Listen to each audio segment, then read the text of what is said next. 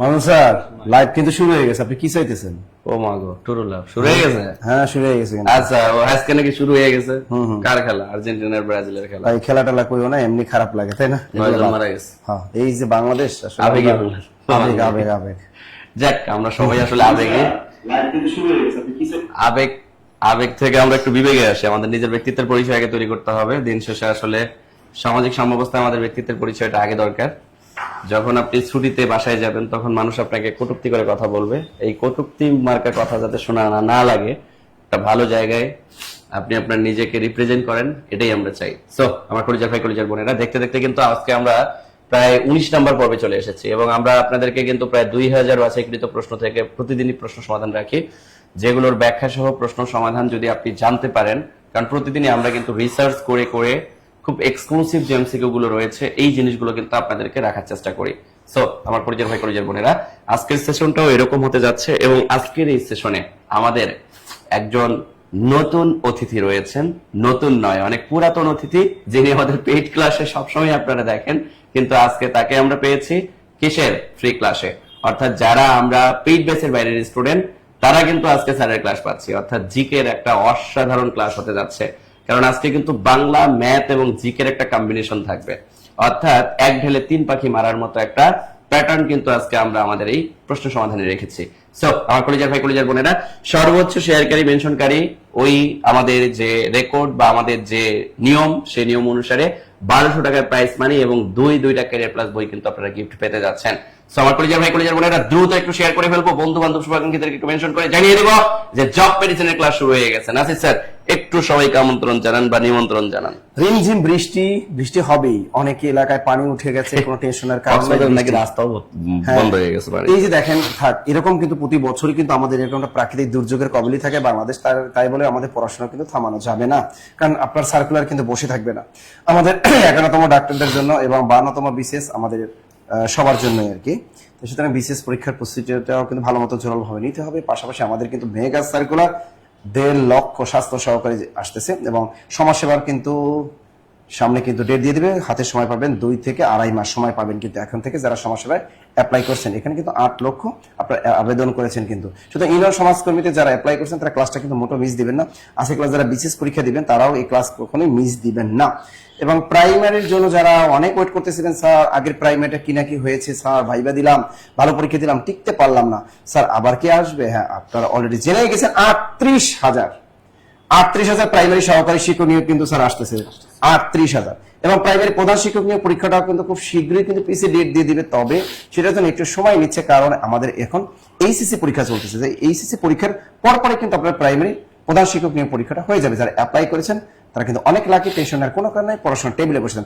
আজকে দেবেন এখানে প্রাইমারি প্রধান শিক্ষক নিয়োগ পরীক্ষার প্রশ্ন রেখেছি আমরা, সমাজ অধিদপ্তর প্রশ্ন রেখেছি আমরা, বিশেষ পরীক্ষার প্রশ্ন রেখেছি আমরা, স্বাস্থ্য সহকারী নিয়োগ পরীক্ষারও প্রশ্ন আমরা রেখেছি। এক কথা 10 থেকে 20 তমের যত চাকরি পরীক্ষাগুলো হয়, বিশেষ পরীক্ষা হয়, সবগুলো পোস্ট আমরা রেখেছি। এর ভিতরে আছে ম্যাথ, আছে বাংলা, আছে আমাদের জিকে। জিকে মানে বিশেষ করে আমাদের স্যার বাংলাদেশ বিষয় বলে, তাই না স্যার? এই যে আমাদের তানভীর স্যারকে যারা চিনেন, নিয়মিত পেইড ব্যাচে যারা ক্লাস করেন, স্যার কিন্তু দীর্ঘদিন যাবতই কিন্তু এই আপনাদের সাথেই আছেন এবং স্যারকে আমরা আজকে কাছে পেয়েছি। স্যার আজকে পেইড ব্যাচে সারাদিন কিন্তু স্যার সকাল 9টা থেকে স্যার কিন্তু ক্লাস নিয়েছেন। স্যার আমাদেরকে সময় দিয়েছেন, স্যারকে অসংখ্য ধন্যবাদ। আমরা আজকে ক্লাসটা কেউ মিস করব না। তবে যে খুশির সংবাদটা সেটা হলো কি, স্যার কিন্তু বলেই দিয়েছে প্রথম, স্যার কয় মিনিট দেবেন আজকে?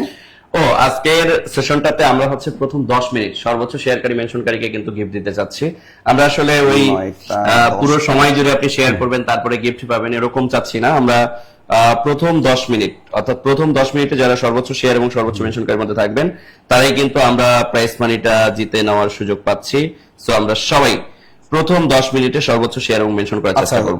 স্যার যেহেতু বলছে প্রথম 10 মিনিট, এখানে আমরা 9:54 বাজে, তো আমরা 10:10 পর্যন্ত রেখে দিই। হ্যাঁ, আমি আপনাদেরকে একটু বাড়াই দিই, 10:10 পর্যন্ত আপনারা কি করবেন? শেয়ার করবেন এবং মেনশন করবেন। সর্বোচ্চ শেয়ারকারী শেয়ার আপনার আইডি দিয়ে শেয়ার করবেন বিভিন্ন গ্রুপে, বিভিন্ন পেজ এবং মেনশন করবেন। সবচেয়ে মেনশন করাটা কিন্তু সহজ আছে, যে আপনার যে বন্ধুগুলো আছে না তাদেরকে মেনশন করবেন, আপনার আইডিতে যে বন্ধুগুলো আছে, তাহলে আপনি নগদ টাকা পাবেন।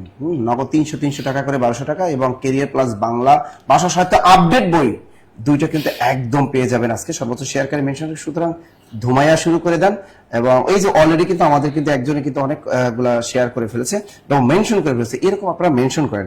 আপনারা মেনশন করলে কিন্তু এই গিফটগুলো পাবেন। আর দেখেন চাকরি পরীক্ষায় জব মেডিসিনের সাথে থাকবেন, জব মেডিসিন সবসময় আপনার সাথে আছে। আপনি দেখেন অন্য একটা প্রতিষ্ঠানে যাবেন, ভর্তি হবেন, দেখেন আমরা যেগুলো ফ্রি ক্লাস দিই তারা এই করে পেইড ব্যাচের ক্লাসও দিবেন বাস্তবতা। আপনি দেখেন 15,000, 20,000, 10,000 টাকা দিয়ে ভর্তি হয়েছেন, সেখানে দেখবেন এখানে জব মেডিসিন 9:50 বাজে প্রতিদিন একটা ফ্রি ক্লাস পাওয়া যায় স্যার।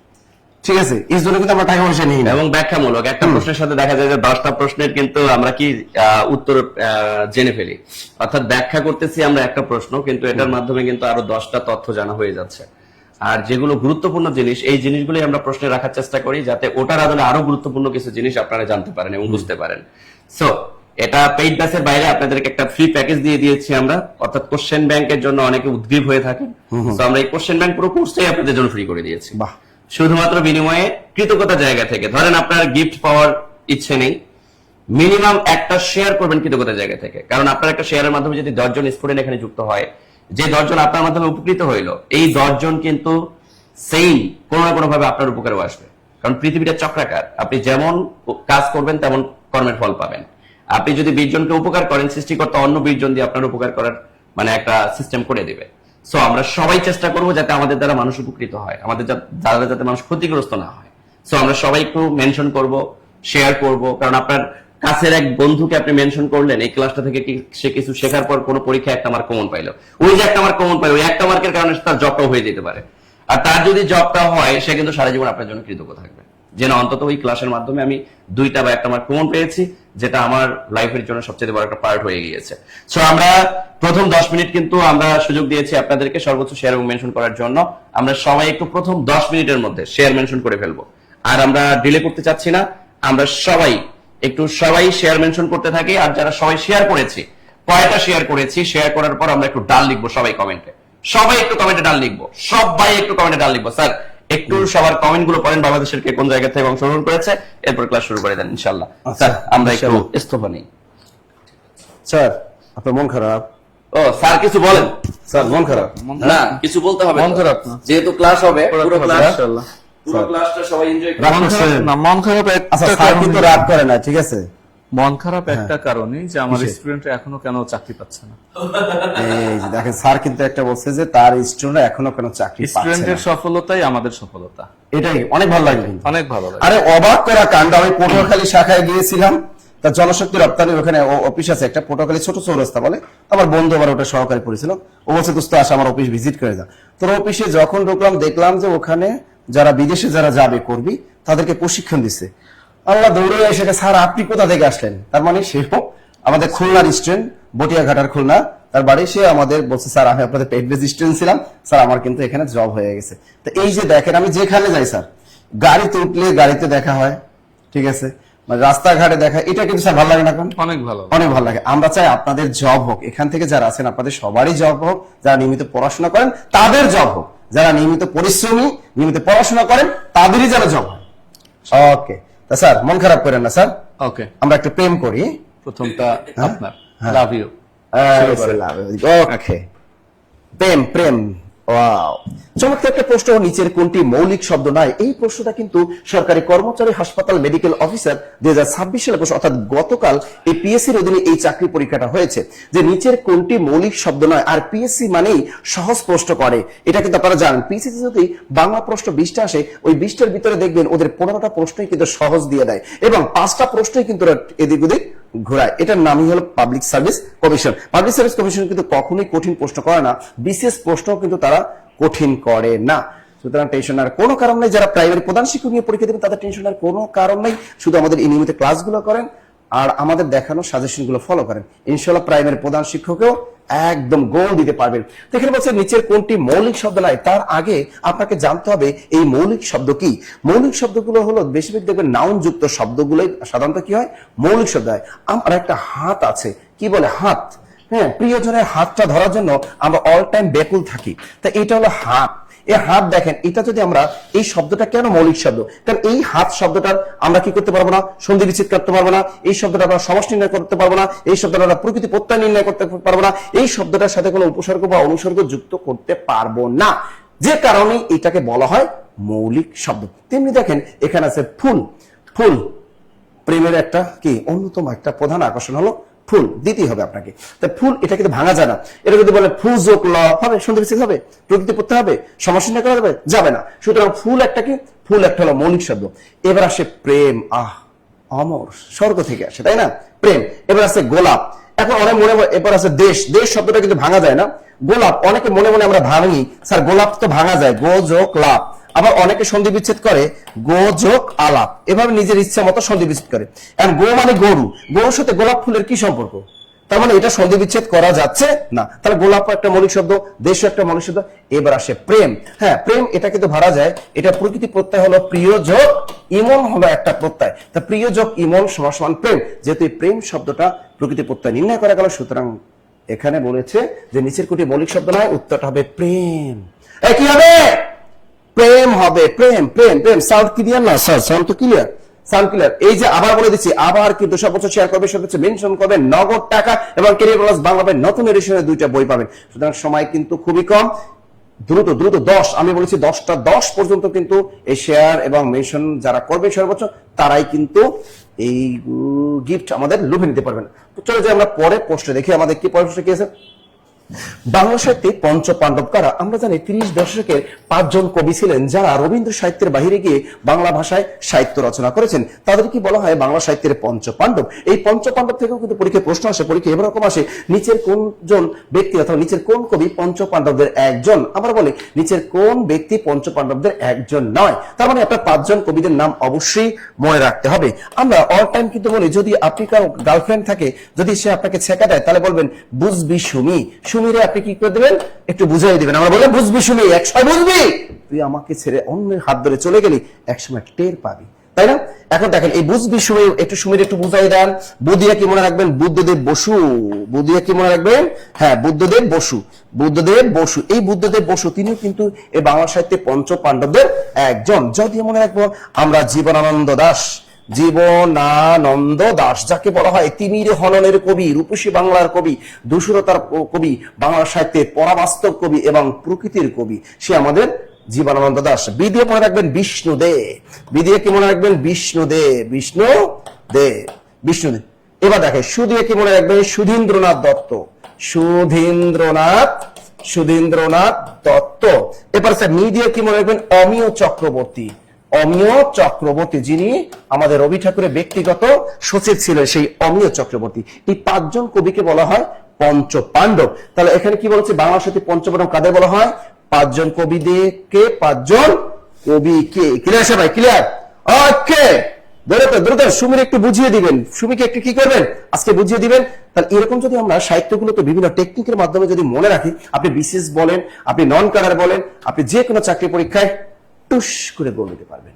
Clear clear clear?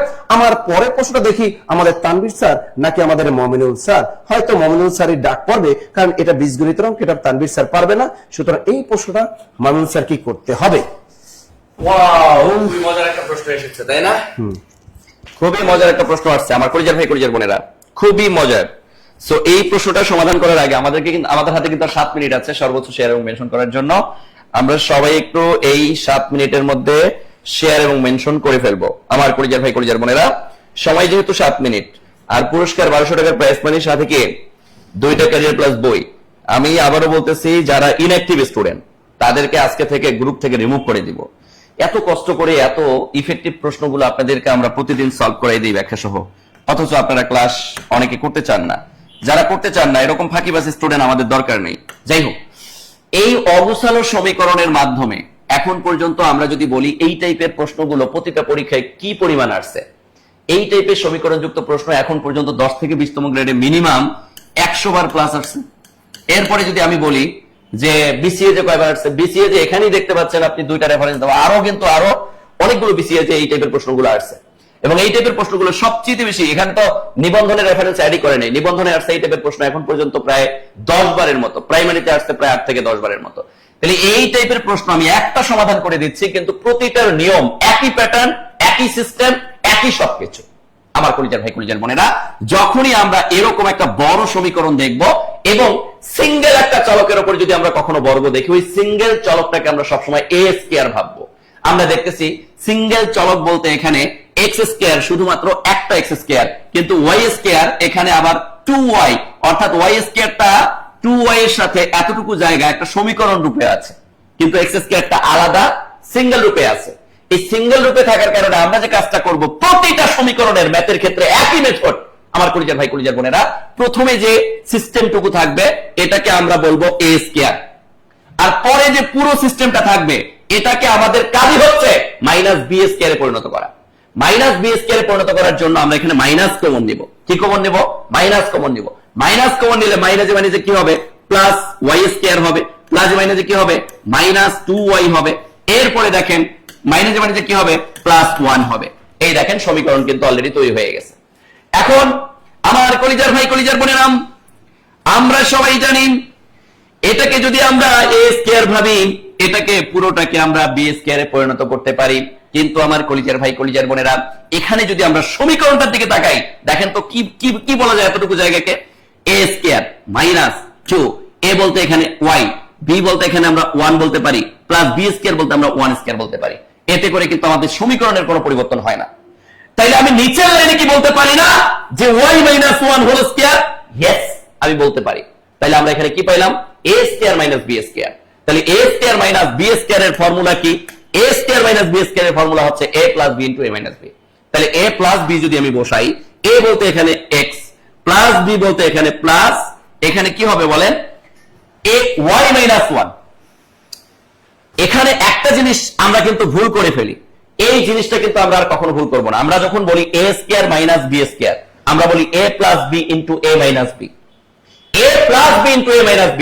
তো এই জায়গায় আমরা যখন প্লাস বসাই আমরা কিন্তু হিমশিম খাই। দেখেন এখানে x x এর জায়গায় আসবে, কিন্তু প্লাস b দেওয়ার সময় প্লাসে মাইনাসে মাইনাস, মাইনাসে মাইনাসে প্লাস, মাইনাসে মাইনাস, ওই এখানে যে সমীকরণটা থাকবে ওই সমীকরণটা আপনি হুবহু বসাই দিবেন, তাইলে আপনার কাজ শেষ। তা আমি ধরলাম ভেঙে ভেঙে দেখাচ্ছি, a বলতে এখানে x, প্লাস b, আমি কি করলাম এখানে সেকেন্ড ব্র্যাকেট ব্যবহার করলাম, প্লাস b বলতে আমি এখানে y মাইনাস 1 টা বসাই দিলাম, ব্যাস। তাহলে আমার a প্লাস b বসানো হইল, ইনটু a মাইনাস b, এখানে a বলতে কি x, আমি x বসাই দিলাম। তাহলে a plus b into a minus b, minus b, minus b বলতে কি y মাইনাস 1। এই জায়গাটা আমি পুরোটা ভেঙে দেওয়ার পেছনে মূল রিজন কি জানেন? এই জায়গায় আমরা ভুল করে থাকি। আমরা সমীকরণগত জায়গা থেকে এই জায়গায় কি করে থাকি? ভুল করে থাকি। তাইলে এখন আপনি কি করবেন? প্লাসে মাইনাসে, মাইনাসে মাইনাসে কি হয় জাস্ট বসাই দিলে আপনার কাজ শেষ। এখন দেখেন আপনি পরের লাইনে আপনি কি বলতে পারেন? পরের লাইনে আপনি বলতে পারতেছেন x, এখানে দেখেন প্লাসে প্লাসে প্লাস y মাইনাস 1, এটা একটা সমীকরণ পাইলেন। আর এখানে পাচ্ছেন x প্লাসে মাইনাসে মাইনাস y, মাইনাসে মাইনাসে প্লাস 1, এটাই আপনার সমীকরণ। এখন এই দুইটা অপশনের মধ্যে আপনি দেখেন এখানে ক খ গ ঘ এর মধ্যে কোনটা দেওয়া আছে। তাহলে আমি দেখতে পাচ্ছি x plus y minus 1, x plus y minus 1 নাই। তাহলে এবার 2 নম্বর সমীকরণ x minus y plus 1, x minus y plus 1, mister খরগোশ, মিস্টার খরগোশ, মিস্টার খরগোশ। তাহলে উত্তর মিস্টার খ। এই জায়গায় আমরা অনেক সময় প্লাস মাইনাসে ভুল করে থাকি। যদি আপনি ডিরেক্ট করতে পারেন আলহামদুলিল্লাহ, আপনি a প্লাস b ডিরেক্ট বসাই দিলেন, a প্লাস প্লাস দিলেন, y মাইনাস 1 দিলেন, কিন্তু এখানে a মাইনাস b টা যখন বসাবেন এই মাইনাস মানে এখানে প্লাস 1 হয়ে যায়। এই জন্য আমি এখানে সমীকরণগুলোকে ভেঙে দেখাইলাম যাতে করে আপনার সমস্যা না হয়। বলেন আমরা বুঝতে পেরেছি কিনা? মাশাআল্লাহ, প্রায় 550 স্টুডেন্ট আছি। খুব দ্রুত গতিতে আমরা কি করব? ক্লাসটাকে শেয়ার করে দিব। আমরা এখন ক্লাস করতেছি, এখন আর্জেন্টিনা ব্রাজিল কোনো কিছুই এখানে নাই। এখন আমরা আমাদের ব্যক্তিত্বের পরিচয় তৈরি করার জন্য এখানে কাজ করতেছি। সো আমরা বাহ্যিক কনসার্ন বা বাইরে কোনো দিকে মনোযোগ দিব না।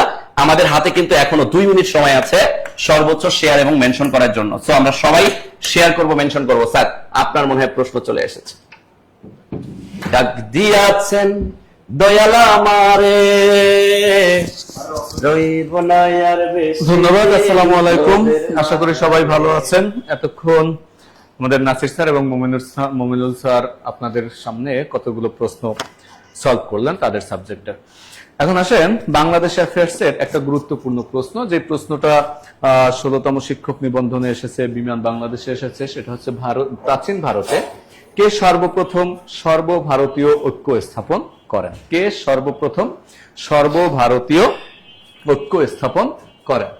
প্রশ্নটা আগে বুঝেন। প্রাচীন ভারতে কে সর্বপ্রথম সর্বভারতীয় ঐক্য স্থাপন করেন? দেখি কেউ উত্তর করতে পারেন কিনা। চন্দ্রগুপ্ত মৌর্য, সম্রাট আকবর, শশাঙ্ক, সম্রাট অশোক। দেখি সবাই একটু উত্তর করতে পারেন কিনা এই প্রশ্নটির।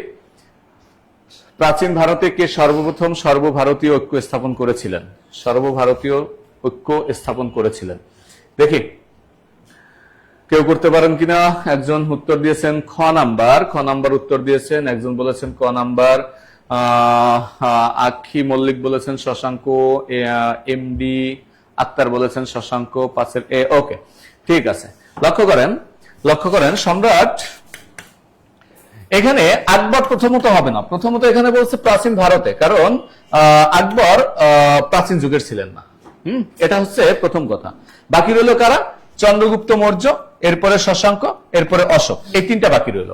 এখানে লক্ষ্য করেন চন্দ্রগুপ্ত মৌর্য প্রথম যখন এখানে এসেছে, ভারতে এসেছে, কিন্তু সমগ্র ভারত তিনি একত্রিত করেননি বা বাংলায়ও তিনি আসেননি। আসছিলেন কিন্তু সম্রাট অশোক, তিনি এসেছিলেন ভারত থেকে বাংলায় এসেছিলেন। কিন্তু এই যে দেখেন যে জনপদগুলো কিন্তু সর্বপ্রথম একত্রিত করেছিলেন রাজা শশাঙ্ক। আপনারা জানেন ভারতে প্রায় 16টি জনপদ ছিল, এর ভিতরে বাংলায় 5 থেকে 6টি জনপদ ছিল। এই জনপদগুলো সর্বপ্রথম একত্রিত করেছিলেন রাজা শশাঙ্ক, এবং রাজা শশাঙ্কই হবেন সর্বভারতীয় প্রথম ঐক্য স্থাপনের ব্যক্তি। ওকে, এই জন্য এই রাজা শশাঙ্ককে কিন্তু বলা হয় প্রথম স্বাধীন সার্বভৌম শাসক বলা হয়, প্রথম স্বাধীন সার্বভৌম শাসক বলা হয়। তাহলে এখানে উত্তর হবে কোনটা? উত্তর হবে গ নাম্বার, রাজা শশাঙ্ক। ওকে, ধন্যবাদ। এরপরে আসেন আমরা পরের প্রশ্নটা দেখি। পরের প্রশ্নটা হচ্ছে কোন সম্রাটের আমলে এদেশে বৌদ্ধ ধর্মের প্রসার ঘটে? এটার উত্তর কি হবে কে বলতে পারবেন? একটু উত্তর দিবেন। হ্যাঁ, একটু উত্তর দিবেন। 5 নাম্বারের কত হবে? 5 নাম্বারের এটা বলে দিবেন। হ্যাঁ, 5 নাম্বারের কোনটা হবে? কোন সম্রাটের আমলে এদেশে বৌদ্ধ ধর্মের প্রসার ঘটে? এটা স্বাস্থ্য প্রকৌশল অধিদপ্তরে এসেছে, তারপরে একটি বাড়ি একটি খামারে এসেছে, হ্যাঁ, তারপরে যুব উন্নয়ন অধিদপ্তরে এসেছে। দেখি এটার উত্তর কে কে দিতে পারেন। 5-এর কত নাম্বার হবে? 5-এর কত নাম্বার হবে? ওকে, লক্ষ্য করেন বৌদ্ধ ধর্মের প্রসার ঘটেছিল কার শাসন আমলে? বৌদ্ধ ধর্মের প্রসার ঘটেছিল কার শাসন আমলে? লক্ষ্য করেন এখানে দ্বিতীয় চন্দ্রগুপ্ত, সমুদ্রগুপ্ত আছে, সম্রাট অশোক আছে, ধর্মপাল আছে। লক্ষ্য করেন সম্রাট অশোক আমাদের মৌর্য বংশের দ্বিতীয় মৌর্য বংশের যে প্রতিষ্ঠাতা চন্দ্রগুপ্ত মৌর্য এর সম্পর্কে ছেলের ঘরের নাতি অর্থাৎ পৌত্র কি হয়? পৌত্র। এই সম্রাট অশোক এই মৌর্য বংশের শ্রেষ্ঠ শাসক ছিলেন। হ্যাঁ, চন্দ্রগুপ্ত মৌর্যের পুত্র ছিলেন সম্রাট অশোক। এই সম্রাট অশোক কি করেছেন? সম্রাট অশোক এর সময় একটা যুদ্ধ হয়েছিল, যে যুদ্ধটার নাম হচ্ছে কলিঙ্গ যুদ্ধ। এই কলিঙ্গ জায়গাটা হচ্ছে ভারতের ওড়িশায় অবস্থিত। কোথায়? ওড়িশায় অবস্থিত। এই যুদ্ধের ভয়াবহতা দেখে সম্রাট এতটাই বিচলিত হয়ে পড়েছিলেন, তিনি তার পৌরাণিক ধর্ম ত্যাগ করে তিনি বৌদ্ধ ধর্ম গ্রহণ করেছিলেন। এখন লক্ষ্য করেন আমি এখানে যদি কোনো একটা কাজ করি, তাহলে এই কাজটা শুধুমাত্র এখানের মানুষই জানবে, সারা দেশে বা সারা দুনিয়াতে ভাইরাল হবে এমনটা কিন্তু বলা যায় না। কিন্তু দেখেন তো গুরুত্বপূর্ণ একজন ব্যক্তিত্ব যদি একটা কোনো কাজ করে, তাহলে মুহূর্তের মধ্যে সেটা ভাইরাল হয়ে যায় কিনা? অবশ্যই ভাইরাল হয়ে যায়। তখন একজন সম্রাট যদি তার ধর্ম ত্যাগ করে নতুন একটা ধর্ম গ্রহণ করে, তাহলে দেখেন তো এই ধর্মটা সারা বিশ্বব্যাপী ভাইরাল হয়ে যাবে কিনা? ভাইরাল হয়ে যাবে। তাহলে বৌদ্ধ ধর্ম গ্রহণ করার সাথে সাথে সম্রাট অশোক যখনই বৌদ্ধ ধর্ম গ্রহণ করলেন, তখনই কিন্তু এই টোটাল ভারতব্যাপী এই বৌদ্ধ ধর্মের একটা প্রসার ঘটে। এই জন্য কিন্তু তার একটা উপাধিও দেওয়া হয়, সেটা হচ্ছে ভারতে বৌদ্ধ ধর্মের কনস্ট্যান্টাইন। কাকে বলা হয়? সম্রাট অশোককে বলা হয়। সুতরাং এই বৌদ্ধ ধর্মের প্রসারটা ঘটেছিল আমাদের ভারতে কার সময়? সম্রাট অশোকের সময়। আশা করি বুঝতে পেরেছেন। ওকে, এরপরে কার পালা? মনে হয় নাসির স্যারের পালা, দেখা যাক। ওকে, ঠিক আছে। আচ্ছা, চমৎকার, অনেক সুন্দর দুইটা প্রশ্ন স্যার ব্যাখ্যা করলেন, স্যারকে অসংখ্য ধন্যবাদ। এবার দেখি আমার পড়াশোনার প্রতি যে প্রেম ভালোবাসা না থাকলে ভালো লাগে না। 5 মিনিট একটু বাড়ায় দেন, কারণ শেয়ারের সংখ্যাটা ওই পরিমাণে এখনো আসেনি। গিফট দেওয়ার মতো শেয়ার, গিফট দেওয়ার মতো নাকি শেয়ার আজকে আসে নাই। আর 5 মিনিট আমরা একটু আপনাদেরকে বাড়াই দিলাম। এই 5 মিনিটের মধ্যে আপনারা যারা শেয়ার মেনশন করবেন, এটাও কাউন্ট হবে আগে শেয়ারের সাথে। সো আমরা একটু এই 5 মিনিট 15-20 পর্যন্ত একটু শেয়ার করব, মেনশন করব, কারণ আপনারা যদি একটু রিস্ক না করেন তাহলে হবে বলেন? এত কষ্ট করে ক্লাস নেই আপনাদের জন্য। সুতরাং স্যার যেহেতু 5 মিনিট বাড়িয়ে দিচ্ছে আমরা বাড়িয়ে দিই, ঠিক আছে। আপন ভালো সবাই চায়। আপনি যতই অন্যের জন্য কোনো কিছু করেন না কেন, প্রত্যেকেই চায় তার নিজের জন্য, কারণ মানুষ সবসময় স্বার্থপর। এটা আপনি যতই অন্যকে ভালোবাসেন না কেন, মনে রাখবেন সবাই নিজের। দেখেন এই ধরনের প্রশ্নগুলো পরীক্ষায় পাওয়া কিন্তু খুবই কঠিন। আপন ভালো সবাই চায়, এই বাক্যে ভালো কোন পদ? এখান থেকে এই উত্তরটা যদি আমি বলি, এখান থেকে 95% উত্তর বলে ভালো অ্যাডজেক্টিভ। উত্তর করবেন কি?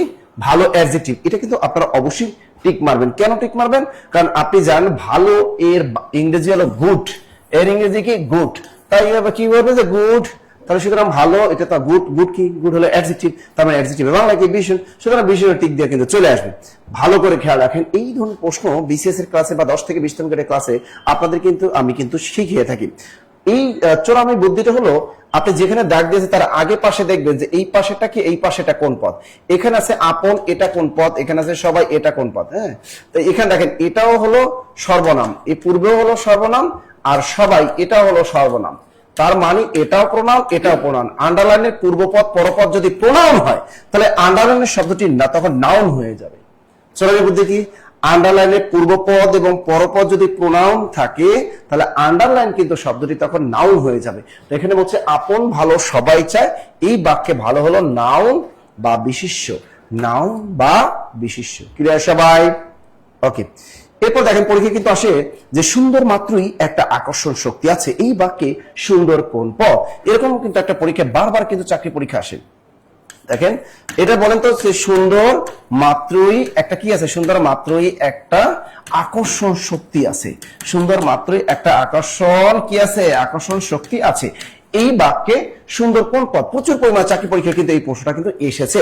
এখন তাকে সুন্দর, ওয়াও, বিউটিফুল, কিউট, তার মানে অ্যাডজেক্টিভ? নো, এটা অ্যাডজেক্টিভ না। মনে রাখবেন অ্যাডজেক্টিভ যখন সাবজেক্ট হিসেবে বসে এবং পুরো বাক্যটাকে মডিফাই করে, তখন ওই অ্যাডজেক্টিভটা নাউন হয়ে যায়। সুতরাং এই বাক্যে সুন্দর অ্যাডজেক্টিভ হওয়া সত্ত্বেও এটা নাউন হয়ে যাবে। সুতরাং এটাও কি পদ? বিশেষ্য পদ, বিশেষ্য পদ, বিশেষ্য পদ, বিশেষ্য পদ। Clear clear clear clear clear সবাই? ভাই আবার কিন্তু স্যার কিন্তু বাড়াই দিয়েছে, আর মাত্র 4 মিনিট আছে। 1 মিনিট কিন্তু অলরেডি চলে গেছে, 4 মিনিট আছে। সর্বোচ্চ শেয়ার করবেন, তাহলে কিন্তু গিফট পাবেন। এবং কারা কারা শেয়ার করছেন একটু ডান লেখেন, কারা কারা শেয়ার করছেন একটু ডান লেখেন, ডান লেখেন, দ্রুত দ্রুত দ্রুত দ্রুত দ্রুত দ্রুত। এরকম প্রশ্নগুলো কিন্তু থাকে, পরীক্ষা কিন্তু থাকে, ভালো করে পড়বেন। এগুলো পদ প্রকারের প্রশ্ন। বাক্যের অন্তর্গত এখানে একটা চমৎকার প্রশ্ন আসছে। এটা কি হলো দেখেন, যুব উন্নয়ন অধিদপ্তর আছে অনেক, বাংলাদেশ ডাক বিভাগ পোস্টাল অপারেটর আছে, মেইল অপারেটর 2026। দেখেন বাংলাদেশ ডাক বিভাগ পোস্টাল অপারেটর পদে 2026 সালে এই প্রশ্নটা এসেছে। বাক্যের অন্তর্গত পদগুলোর অর্থগত এবং ভাবগত মিল বন্ধনের নাম কি? এর আগে আপনাকে জানতে হবে একটি সার্থক বাক্যের কয়টি গুণ থাকা আবশ্যক। আমরা জানি একটি সার্থক বাক্যের 3টি গুণ থাকা আবশ্যক। একটা হলো আকাঙ্ক্ষা, আর হলো কি আসক্তি, আর হলো যোগ্যতা। ভালো করে খেয়াল রাখেন, একটি সার্থক বাক্যে 3টি গুণ থাকা আবশ্যক। 1 নাম্বার কি আকাঙ্ক্ষা। এই আকাঙ্ক্ষা বানানটা ও আর কি আকাঙ্ক্ষা। তা বাক্যে এক পদের পর আরেক পদে শোনার যে তীব্র ইচ্ছা তাকে বলা হয় আকাঙ্ক্ষা। এই প্রশ্নটাও কিন্তু আবার সামনে আপনার সমাজসেবা বা প্রাইমারি পরীক্ষা ধরতে পারে যে বাক্যে এক পদের পর আরেক পদে শোনার যে ইচ্ছা তাকে আমরা কি বলবো? তাকে আমরা আকাঙ্ক্ষা বলবো। যেমন তুমি আমার কাছে আসলে, এই বাক্যটা কিন্তু পরিপূর্ণ হয়নি, সুতরাং বাক্যের ভিতরে আকাঙ্ক্ষা রক্ষিত হয়নি। তা আকাঙ্ক্ষা এরপরে হবে আসক্তি। এই আসক্তি আবার আসক্তি না, আসক্তি তয় রসিকা আসক্তি। তা আসক্তি মানে কি?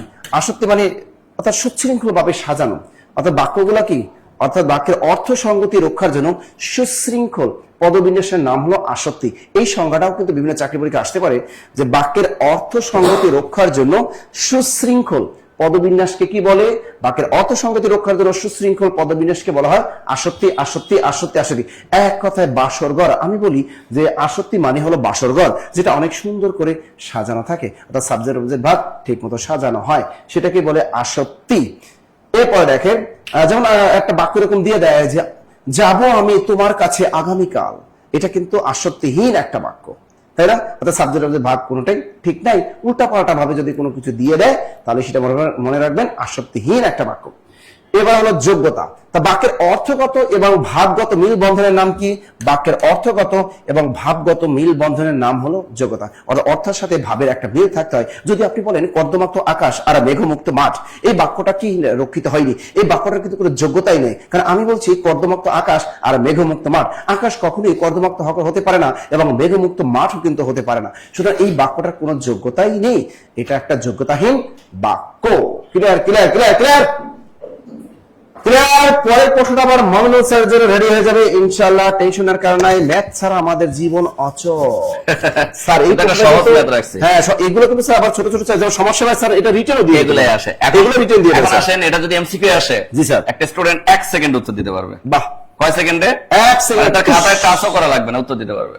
বাহ, সো আমার পরিচয় ভাই, পরিচয় বোনেরা, ম্যাথটার ডিটেলস আমি জানি আপনারা সবাই জানেন, কিন্তু এটার আমি জাস্ট আপনার শর্ট বোঝানোর জন্য বা শর্টকাট বোঝানোর জন্য এই ম্যাথটা রাখছি। কারণ আমরা সব সময় কিন্তু ডিটেলস করার মতো সুযোগ পাই না, খাতায় কিন্তু আমাদের রাফ জায়গা দেয় না, রাফ করার জায়গা দেয় না। তা যখন রাফ করার জায়গা দিবে না, তখন আপনি এই ম্যাথগুলোকে কিভাবে করবেন এটা আমাকে জানতে হবে। আমরা মিডিল টার্ম সবাই করতে পারি। কিভাবে? আমরা যদি এটা মিডিল টার্ম করি, আমরা সুন্দর করে বলে দেই এক্স স্কয়ার 7x + 6। 6 কে এমন ভাবে ভাঙতে হবে যাতে করে -7x মিলে যায়, -7x মিলে যায়। তো 3 দ্বিগুণে 6, 3 আর 2 যোগ বিয়োগ করে তো আমার 7x মিলতেছে না, তাহলে 6 কে 6, 6 আর 1 নেওয়া লাগতেছে। তাহলে আমি কি করতেছি, এখানে -7x আছে, 6 এর সামনে মাইনাস, 1 এর সামনে মাইনাস নেওয়া লাগতেছে। তাহলে আমি করতেছি কি, x স্কয়ার -6x -x + 6। এটা নিলেই কিন্তু আমরা কমন নিলে আমার কাজ শেষ হয়ে যাচ্ছে। এখানে x কমন নিলে x - 6 আসতেছে, -1 কমন নিলে x প্লাস মাইনাসে -6 চলে আসতেছে। তাহলে দুইটা x - 6 থেকে আমরা একটা নিচ্ছি, আরেকটা হচ্ছে x - 1। এটাই কিন্তু উত্তর। কিন্তু আমরা এটা এই যে 4 লাইন করলাম, এই 4 লাইন আমরা পরীক্ষার হলে করব না। আমরা জাস্ট কি করব, আমরা জাস্ট এই শেষের যে 6 আছে, এই 6টাকে এমন ভাবে ভাঙবো যাতে করে -7 মিলে। তা আমরা যদি 6 গুণন 1 নেই, তাইলে আমার 6 কে 6 হয়, তো 6 গুণন 1 নিলাম। এবার আমার কাজ কি, -7 মিলানো। তাহলে দুইটারই সামনে মাইনাস দিতে হবে। এবার এই -6 এর সামনে এখানে চলক হিসাবে x আছে, x বসায় দেন, x - 6 x - 1, এটাই উত্তর। তার মানে আপনি সংখ্যাটাকে ভাঙবেন, ভাঙার পর মাঝখানে যে সংখ্যাটা আছে, এই সংখ্যাটার সামনের সাইন নেগেটিভ না পজিটিভ আছে, এটাকে আপনি জাস্ট এখানে মিলকরণ করবেন বা এখানে মিলানোর চেষ্টা করবেন। মেলানোর পর ওই সাইনের সামনে জাস্ট এখানে যদি চলক থাকে a বসায় দেন, b থাকলে b বসায় দেন, x থাকলে x বসায় দেন, y থাকলে y বসায় দেন, অ্যান্সার শেষ। এখন আপনি কি এটা খাতায় লিখবেন? না, আপনি জানেন 6 কে 6, এখানে -7 মিলানোর জন্য 6 এর সামনে মাইনাস, 1 এর সামনে মাইনাস, তাহলে x - 6 x - 1 মুখে মুখে হয়ে গেল। এবার আপনি উত্তর খুঁজতেছেন যে x - 1 কোথায়, x - 6 কোথায়। আপনি দেখতেছেন x - 1 x - 6 মিস্টার গতে আছে, অর্থাৎ মিস্টার গরু হচ্ছে আমাদের সঠিক উত্তর। বলেন, কঠিন ছিল? আমার পরিচয় ভাই, পরিচয় বোনেরা, এই টাইপের ম্যাথে আমরা আর কখনো সময় কি করব না, স্টে করব না। এগুলোতে আমরা সর্বোচ্চ 1 সেকেন্ড সময় কি করব, বরাদ্দ করে এই ম্যাথগুলোকে আমরা অনেক দ্রুত গতিতে করে ফেলবো। কারণ এত সহজ ম্যাথে যদি আপনি সময় দেন, তাহলে কিন্তু সমস্যা। সো আমার পরিচয় ভাই, পরিচয় বোনেরা, পরের জায়গায় চলে আসতেছি। গত ক্লাসে ম্যাথ ক্লাস হওয়ার কারণে আমি কিন্তু ম্যাথ কম রাখছি, একটা করে রাখছি, আর স্যারদেরকে সুযোগ দিচ্ছি 2টা করে সলভ করার জন্য। অর্থাৎ এখন আমরা জিকে শিখবো। ওকে, ধন্যবাদ। যে প্রশ্নটা আসে সেটা হচ্ছে, চাণক্য ছিলেন প্রাচীন ভারতের একজন বিখ্যাত কি ছিলেন? বলেন চাণক্য। আগে বলেন চাণক্য কে ছিলেন? লক্ষ্য করেন, আমরা একটু আগে যে বিষয়টা দেখলাম, মৌর্য বংশের চন্দ্রগুপ্ত মৌর্য, হ্যাঁ, চন্দ্রগুপ্ত মৌর্য। এই চন্দ্রগুপ্ত মৌর্যের প্রধানমন্ত্রী এর প্রধানমন্ত্রীর নাম ছিল হচ্ছে চাণক্য। প্রধানমন্ত্রী, এই প্রধানমন্ত্রী অবলিক অর্থমন্ত্রী, এই অর্থমন্ত্রীর নাম ছিল হচ্ছে চাণক্য। চাণক্য। তাহলে চন্দ্রগুপ্ত মৌর্যের প্রধানমন্ত্রী এবং অর্থমন্ত্রী এটা ছিলেন চাণক্য। এই চাণক্যের একটা গ্রন্থ আছে কিন্তু, যিনি এই গ্রন্থটা একটা ছদ্মনামে লিখেছিলেন। সেই ছদ্মনামটা কি? কৌটিল্য। আপনারা কৌটিল্যের অর্থশাস্ত্র নাম শুনছেন? কৌটিল্য। এই কৌটিল্য এর অর্থশাস্ত্র। তার মানে বোঝা যায় এই চাণক্য যিনি, তিনি কৌটিল্য যিনি, তিনি চাণক্য। উনি একটা গ্রন্থ লিখেছেন অর্থশাস্ত্র। সুতরাং এই চাণক্য এখানে একজন অর্থনীতিবিদ ছিলেন। কি বোঝা যায়? অর্থনীতিবিদ ছিলেন। তাহলে অর্থনীতিবিদ কোনটায় আছে? খ নাম্বারে উত্তর আছে, চাণক্য ছিলেন একজন অর্থনীতিবিদ। ওকে, ঠিক আছে। এরপরে আসেন আমরা দেখি পরের প্রশ্নটা কি। পরের প্রশ্নটা হচ্ছে, চীন দেশের কোন ভ্রমণকারী গুপ্ত যুগে বাংলাদেশে আগমন করেন? কত নম্বর? 10 নম্বর। 10 নম্বরের উত্তর কি হবে? চীন দেশের কোন ভ্রমণকারী গুপ্ত যুগে বাংলাদেশে আগমন করেন? ফা হিয়েন, হিউয়েন সাং, তারপরে আইসিং, উপরের সবগুলো। হ্যাঁ, তাহলে ফা হিয়েন, হিউয়েন সাং, আইসিং, উপরের সবগুলো। দেখি কে উত্তর দিতে পারেন, 10 নম্বরের কে উত্তর দিতে পারেন, একটু দেখি। ওকে ওকে, ঠিক আছে ঠিক আছে, লক্ষ্য করেন। এখন আইসিং বলতে কাউকে আমরা কখনোই পড়িনি, আইসিং বলতে কাউকে আমরা কখনোই পড়িনি, সুতরাং এটা বাদ। হ্যাঁ, সবাই একসাথে আসছে এমনটাও নয়, এ দুইটা বাদ। এখন পরীক্ষার হলে যেটা খটকা লাগে সেটা হচ্ছে, একটা হচ্ছে ফাহিয়েন আর একটা হচ্ছে হিউয়েনসাং। একটা হচ্ছে ফাহিয়েন আর একটা হিউয়েনসাং। লিজা আক্তার বলেছেন হিউয়েনসাং, একজনে বলেছেন ফাহিয়েন, একজনে ক নাম্বার আর একজন খ নাম্বার। ক এবং খ উপরেই আটকে আছে, উপরে একজনে বলছে উপরের সবগুলোই। মোটামুটি সবাইকে খুশি রাখার তার অভ্যাস, সবাইকে খুশি রাখছে। ওকে, ঠিক আছে। এখন আসেন, লক্ষ্য করেন। প্রথমত মৌর্য যুগে আসেন মেগাইস্থিনিস, গুপ্ত যুগে দ্বিতীয় চন্দ্রগুপ্তের সময় আসেন ফাহিয়েন। কে আসেন? ফাহিয়েন। এরপরে হিউয়েনসাং, উনি আসেন হর্ষবর্ধনের সময়। কার সময়? হিউয়েনসাং আসেন হর্ষবর্ধনের সময়। এখন লক্ষ্য করেন চীনের প্রথম পরিব্রাজক কিন্তু আমাদের এখানে ফাহিয়েন আগমন করেছিলেন। কোন সময় ফাহিয়েন আগমন করেছিলেন? গুপ্ত যুগে। এখন কিভাবে মনে রাখবো? এই প্রশ্নটা দুই ভাবে এসে থাকে। প্রথমত হচ্ছে চীনের কোন পরিব্রাজক প্রথম আগমন করেন, আবার গুপ্ত যুগে কে আগমন করেন। ওকে, এখন এই দুইটা মনে রাখার জন্য ফাহিয়েনের ফা ব্যবহার করবেন আর হিউয়েনসাং এর হ ব্যবহার করবেন। কি ব্যবহার করবেন? ফ এবং হ। ফাহিয়েনের ফ এবং হিউয়েনসাং এর হ ব্যবহার করবেন, মানে হিউয়েনসাং এর। এখন দেখেন তো এই দুইটা বর্ণ বাংলা বর্ণমালায় ডিকশনারি অনুযায়ী কোনটা প্রথমে আসে, ফ নাকি হ প্রথমে আসে? অবশ্যই ফ প্রথমে আসে। তাহলে ফ যদি প্রথমে আসে তাহলে ফ দিয়ে যার নাম, তিনি বাংলায় প্রথম আসছেন, অর্থাৎ ফাহিয়েন বাংলায় প্রথম আসছেন। ওকে, আর হর্ষবর্ধনের সময় হিউয়েনসাং আসেন। হতে হিউয়েনসাং, হতে হর্ষবর্ধন। এখন এটা বিষয় মনে রাখবেন, সেটা হচ্ছে যে অর্থাৎ গুপ্ত বংশের পরে আমাদের রাজা শশাঙ্ক আসে। রাজা শশাঙ্কের পরে আমাদের হর্ষবর্ধন বা মাৎসান্যায় এই সময়টা চলে আসে। তাহলে প্রথম আসে গুপ্ত যুগ, এরপরে আসে হর্ষবর্ধনের যুগ। তাহলে প্রথম আসে ফাহিয়েন, এরপরে আসে হিউয়েনসাং। তাহলে ফাহিয়েন যিনি প্রথম আসছেন তিনি প্রথম শাসন আমলে আসবেন, পরে যিনি আসছেন তিনি পরের শাসন আমলে আসবেন। তাহলে হিউয়েনসাং আসছেন হর্ষবর্ধনের সময়, ফাহিয়েন এসেছেন গুপ্ত বংশের সময়। তাহলে উত্তর কোনটা হবে? উত্তর হবে ফাহিয়েন। যারা হিউয়েনসাং দিয়েছেন তাদের উত্তর ভুল হবে। ওকে, আশা করি বুঝতে পেরেছেন। বুঝতে পারলে ইয়েস লিখেন। ওকে, এটি কি গুপ্ত যুগের স্যার? হ্যাঁ, আমি গুপ্ত যুগের স্যার। আমাকে বলছেন নাকি এটা বলছেন? কোনটা বলছেন?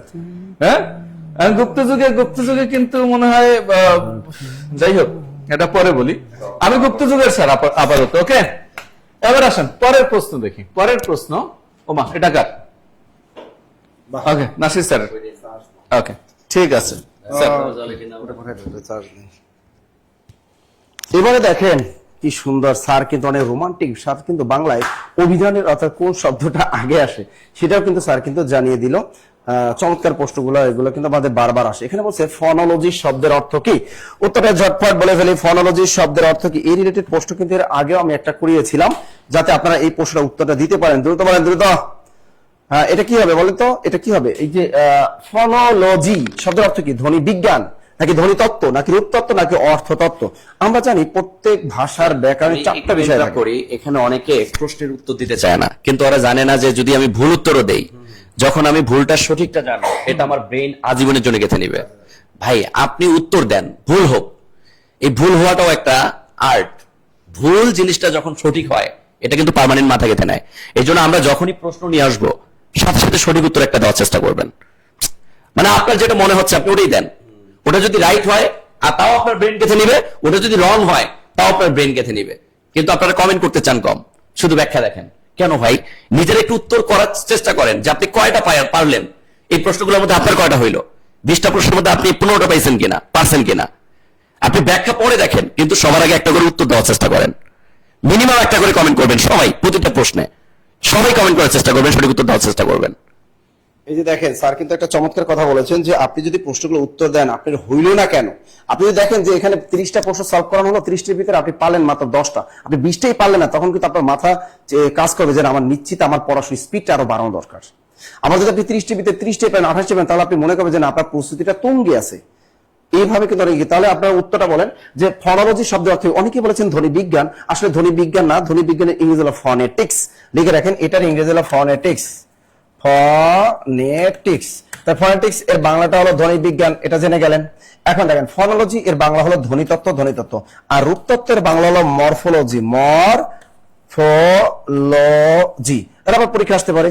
আর অপশনে যদি রূপতত্ত্ব না থাকে তাহলে আপনি অবশ্যই শব্দতত্ত্বে টিক দিয়ে চলে আসবেন, শব্দতত্ত্ব।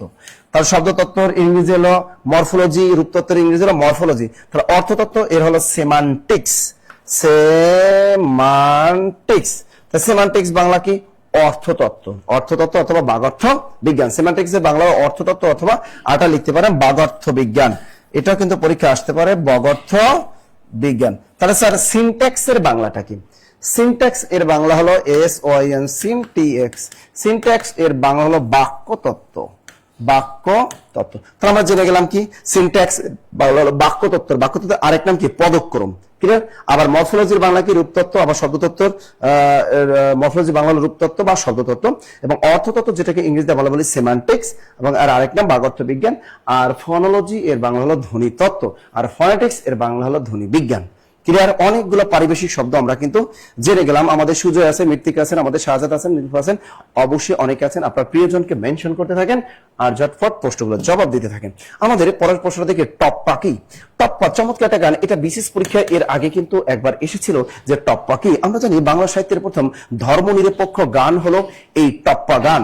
আর আধুনিক বাংলা গীতি কবিতার সূত্রপাত হয়েছে কিন্তু এই টপ্পা গান থেকে। পরীক্ষায় কিন্তু এই প্রশ্নটা আবারও আসে যে টপ্পা গানের জনককে। আমরা জানি টপ্পা গানের জনক হলো রামনিধি গুপ্ত বা নিধু বাবু। তো এখান থেকে লিখে রাখেন বাংলা সাহিত্যের প্রথম ধর্মনিরপেক্ষ গান হলো টপ্পা গান। চমৎকার একটা প্রশ্ন।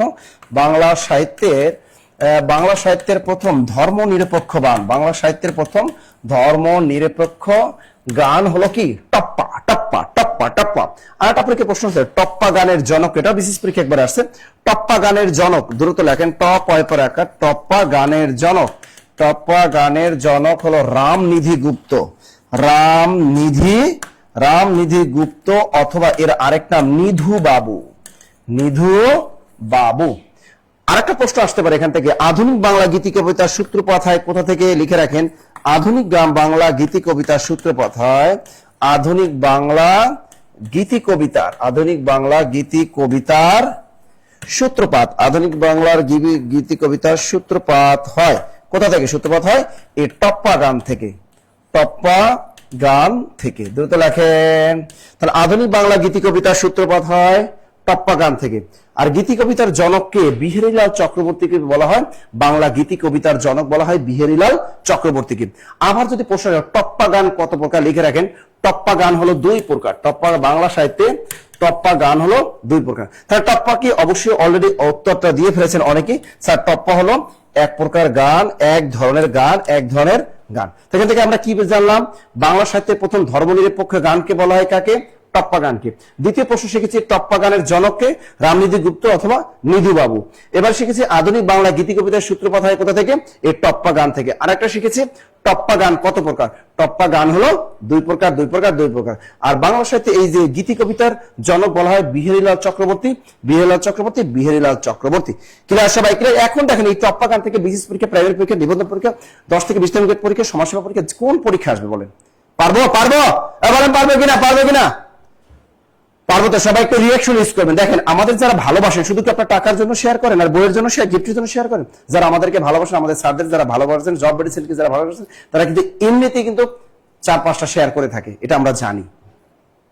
ওকে, পরের প্রশ্ন দেখি। আমাদের মমিনুল স্যারের জন্য ওয়েট করতেছে, হয়তো অবশ্যই মমিনুল স্যারের জন্য ওয়েট করতেছে। চমৎকার একটা এসএস কুমার স্যার এরকম দিতে পারবেন না, আমি আর দিচ্ছি না। স্যার এটা না করাইলেন, স্যার এটা না করাইলেন। হ্যাঁ, একই টাইপের প্রশ্ন, এই জন্য এটা রাখছিলাম আমি প্র্যাকটিসের জন্য, যে ওরা আসলে দিতে পারবে কিনা উত্তর। তো এই প্রশ্নটার উত্তর আপনারা একটু দেন, কারণ অলরেডি আপনারা শর্টকাট মেথডও শিখে গেছেন। কি বলছি? জাস্ট 12কে ভাঙবেন। এই যে 12কে ভাঙবো, 12কে কত কত দিয়ে ভাঙলে -7 পাবো, জাস্ট ফিল করেন। আপনি যদি 12কে 6 দিয়ে গেলে 12 দিয়ে ভাঙেন, 6 আর 2 কে প্লাস মাইনাস করে কি -7 পাবেন? পাবেন না। তাহলে কি করতে হবে? আপনাকে 4 আর 3 নিতে হবে।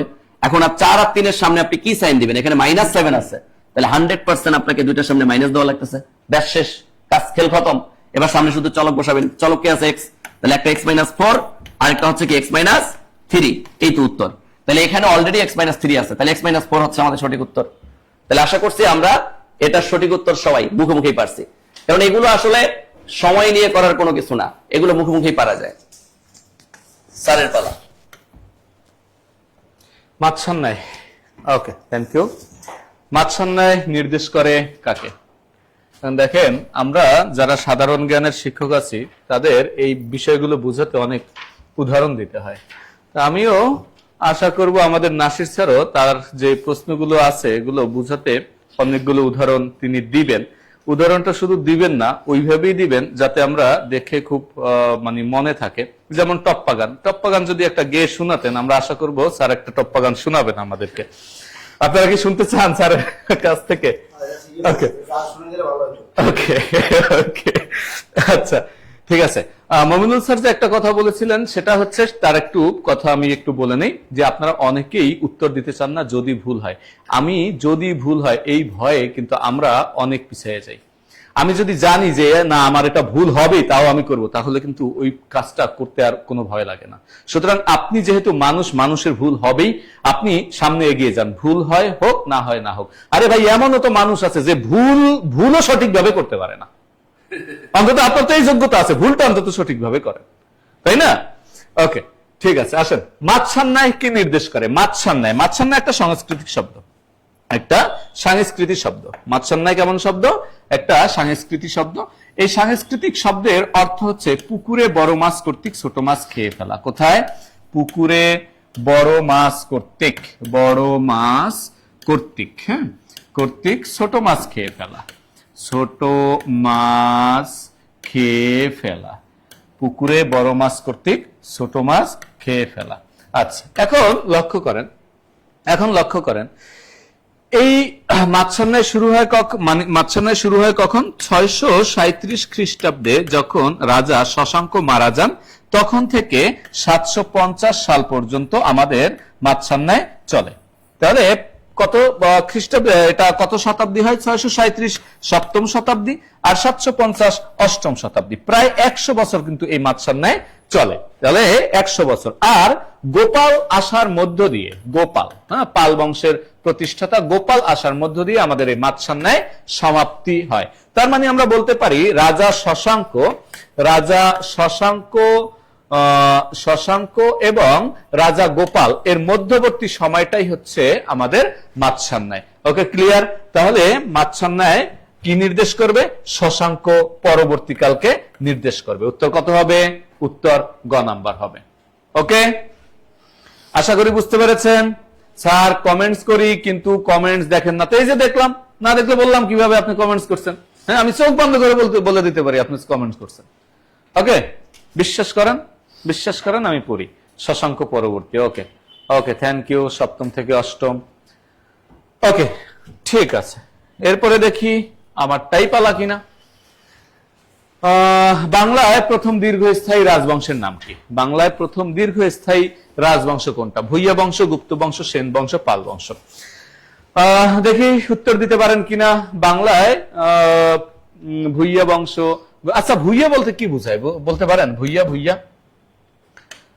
বলতে কি বুঝায়? বারো ভুইয়া, হ্যাঁ, ভুইয়া বলতে কি বুঝায়?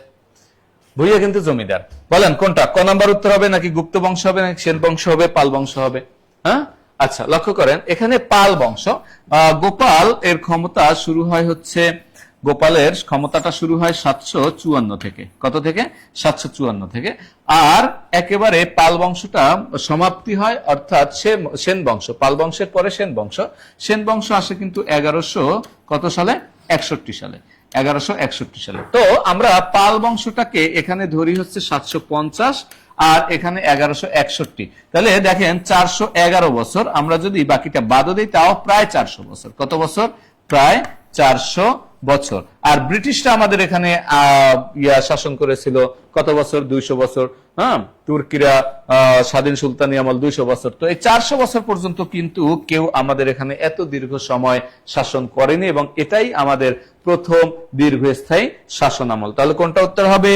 উত্তর হবে পাল। আসছে গোপাল, যাচ্ছে গোপাল। ওকে, এরপরে দেখা যাক কার পালা। নাসির স্যার টপ্পা গান শুনতে চাই।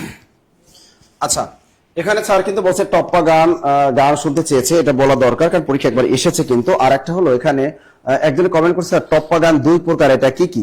প্রথমে জানেন টপ্পা গান হলো 2 প্রকার, সেটা আমি লিখে দিচ্ছি। টপ্পা গান কত প্রকার? 2 প্রকার। এক নম্বরে কি বলেন তো? টপ্পা গান 2 প্রকার। ট পয় পয় আকার, টপ্পা গান কত প্রকার? 2 প্রকার। তো কি কি? এক নম্বরে হলো হিন্দুস্তানি, এক নম্বরে হলো হিন্দুস্তানি, একটা বলে হিন্দুস্তানি আর একটা হলো আমাদের বাংলা। তো টপ্পা গান কত প্রকার? 2 প্রকার। একটা হলো হিন্দুস্তানি আর একটা হলো বাংলা। এই 2 প্রকার হলো টপ্পা গান। নানান দেশের নানান ভাষা, বিনে স্বদেশী ভাষা পুরে কি আশা, এই বিখ্যাত একটা গান রামনিধি গুপ্ত, এটাই কি বলা হয় টপ্পা গান। এবং বারবার আসে যে নানান দেশের নানান ভাষা, এই টপ্পা গানটির রচয়িতাকে রামনিধি গুপ্ত অথবা নিধু বাবু, রামনিধি গুপ্ত অথবা নিধু বাবু। এবারে প্রশ্ন হচ্ছে বাংলা ভাষার প্রথম সাময়িক পত্র কি? এরকম প্রশ্নগুলো কিন্তু পরীক্ষা আসতে পারে। এখানে বলছে সাময়িক পত্র, তার আগে আপনাকে জানতে হবে এই সাময়িক পত্রটা কি। শিক্ষামূলক একটা পত্রিকা, অর্থাৎ প্রতি মাসে একবার, আমাদের যেমন global affairs, current affairs, current world, শিক্ষামূলক প্রতি মাসে একবার প্রকাশ পায়। এই ধরনের যে পত্রগুলা সেটাকে বলা হয় সাময়িক পত্র। আর এই বাংলা ভাষার প্রথম সাময়িক পত্র হলো দিগদর্শন। মনে রাখবেন এই দিগদর্শন কিন্তু কোনো পত্রিকা না, এটা হলো শিক্ষামূলক একটা সাময়িক পত্র। এই সাময়িক পত্রটা প্রকাশ পায় 1818 সালে, 1818 সালে। আর এটা সম্পাদক হলো জন ক্লার্ক মার্সম্যান। লোকটার নাম কি? জন ক্লার্ক মার্সম্যান। মার্সম্যান আমরা জানি 1793 সালে এই জন ক্লার্ক মার্সম্যান এবং তিনি কিন্তু উইলিয়াম কেরি, জন ক্লার্ক মার্সম্যান, জোশুয়া মার্সম্যান, তা উইলিয়াম ওয়ার্ড, এরা কিন্তু একত্রে জাহাজযোগে ইংল্যান্ড থেকে কলকাতায় বন্দরে এসে পৌঁছেছিল এবং তাদের মূল টার্গেটটাই ছিল এই ভারতীয় উপমহাদেশে খ্রিস্টান ধর্ম প্রচার করা। এবং তারা কিন্তু এই জন্যই কিন্তু যে শ্রীরামপুর মিশন কিন্তু তারাই প্রতিষ্ঠার সাথে জড়িত ছিলেন। এবং এই যে দেখেন জন ক্লার্ক মার্সম্যান, তাদের কিন্তু বাংলা সাহিত্যে অবদান অনেক, বিশেষ করে এই পত্রিকা প্রকাশের ক্ষেত্রে। তা পরীক্ষা আসতে পারে যে বাংলা ভাষায় প্রথম প্রকাশিত সাময়িক পত্রের নাম কি? উত্তর হবে দিগদর্শন। আবার আসতে পারে এই দিগদর্শন সাময়িক পত্রটি কত সালে প্রকাশ পায়? উত্তরটি হবে 1818 সালে। এবং আসতে পারে এই দিগদর্শন সাময়িক পত্রিকার সম্পাদকের নাম কি? উত্তর হবে জন ক্লার্ক মার্সম্যান, জন ক্লার্ক মার্সম্যান। তাহলে স্যার সমাচার দর্পণ কি? এটা হলো বাংলা ভাষায় প্রকাশিত প্রথম সংবাদপত্র। অর্থাৎ এখানে তখন সাময়িক পত্র থাকবে না, আপনার পরীক্ষায় দিবে সংবাদ পত্র। যদি পরীক্ষায় প্রশ্ন আসে বাংলা ভাষায় প্রকাশিত প্রথম সংবাদপত্রের নাম কি?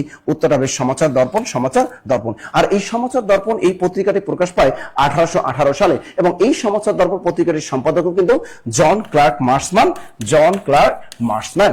এরপর আছে সংবাদ প্রভাকর। আমরা জানি ঈশ্বরচন্দ্র গুপ্ত, যাকে 2 যুগের মিলনকারী কবি বলা হয় এবং যাকে বাংলা সাহিত্যে যুগ সন্ধিক্ষণের কবি বলা হয় এবং যাকে বাংলা সাহিত্যে গুপ্ত কবি বলা হয়, তিনি হলেন আমাদের ঈশ্বরচন্দ্র গুপ্ত। এবং তার সম্পাদনায় 1839 সালে প্রকাশ পায় সংবাদ প্রভাকর।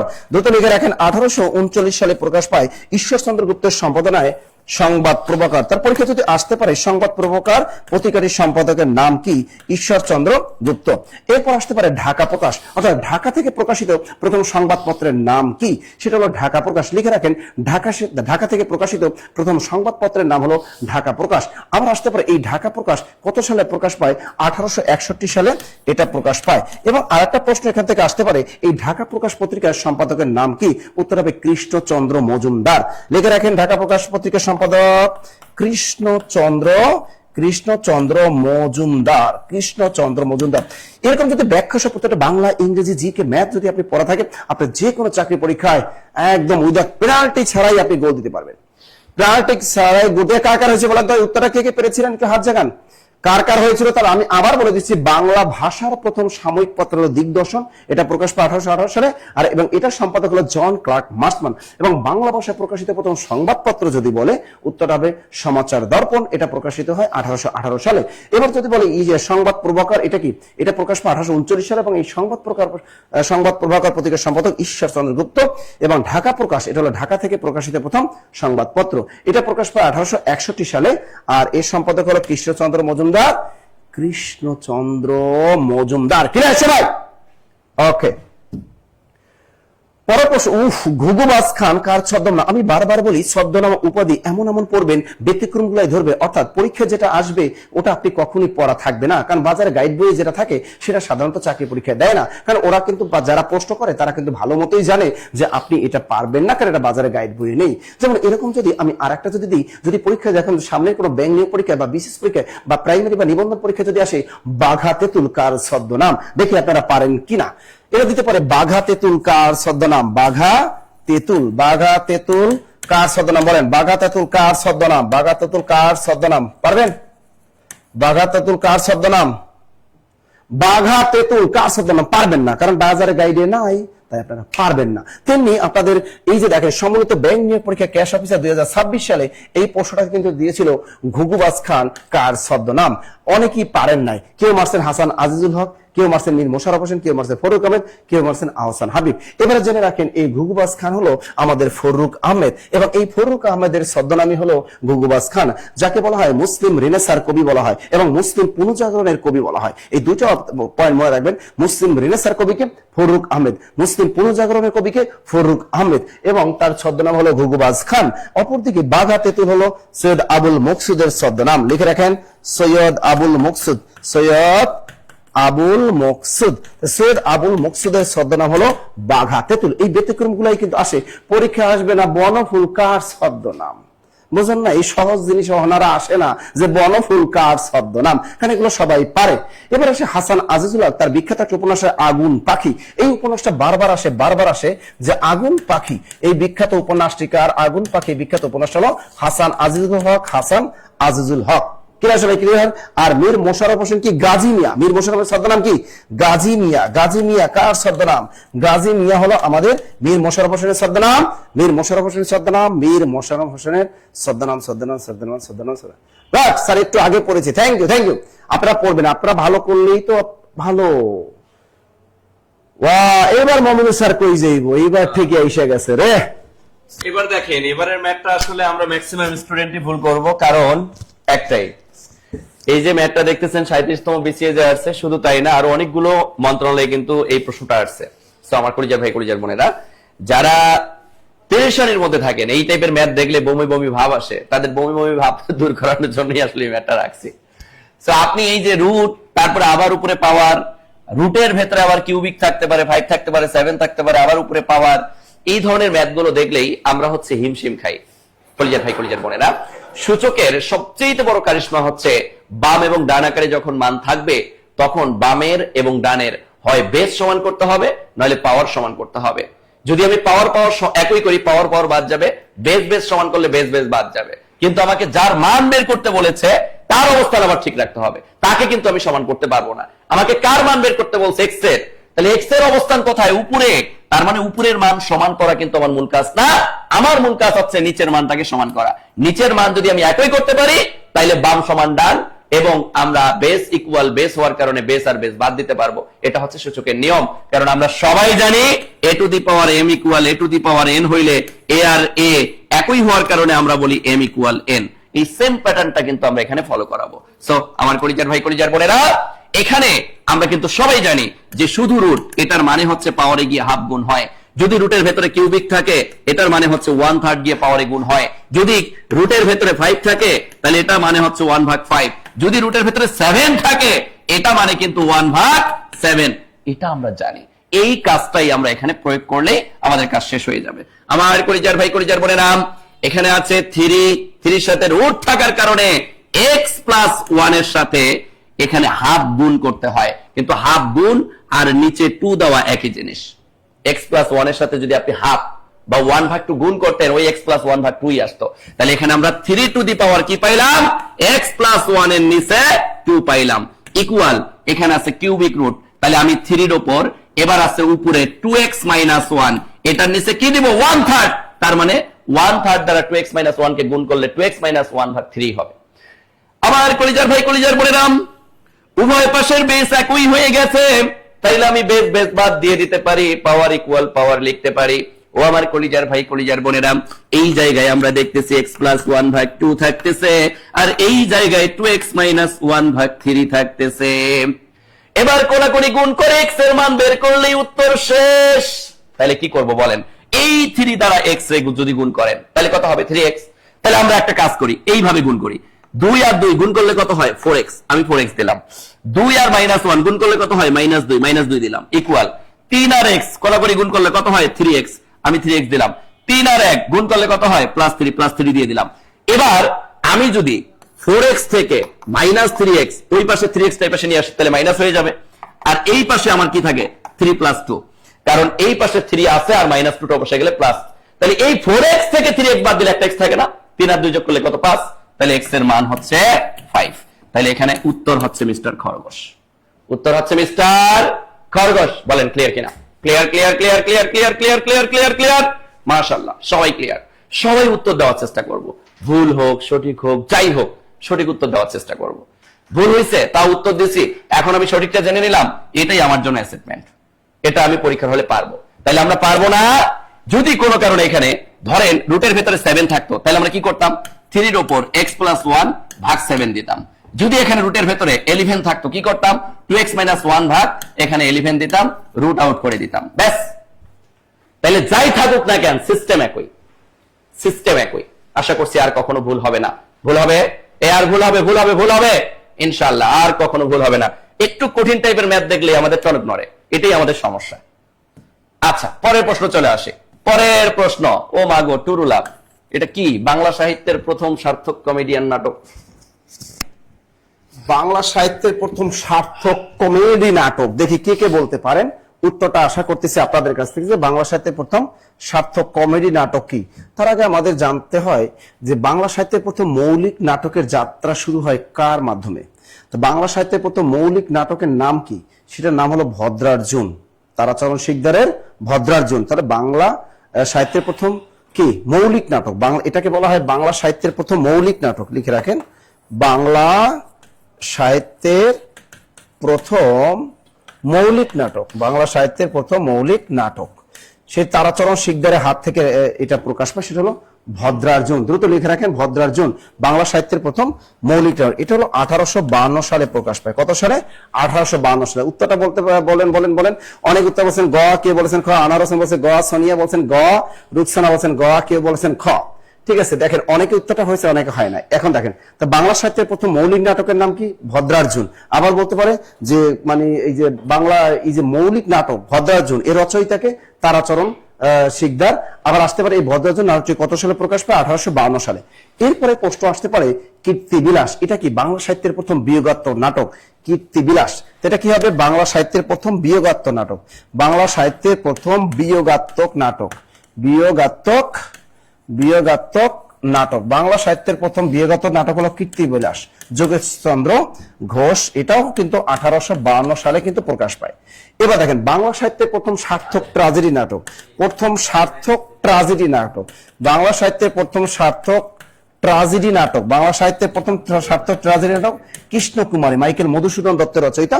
1861 সালে এটা প্রকাশ পায়। কত সালে? 1861 সালে এই নাটকটা প্রকাশ পায়।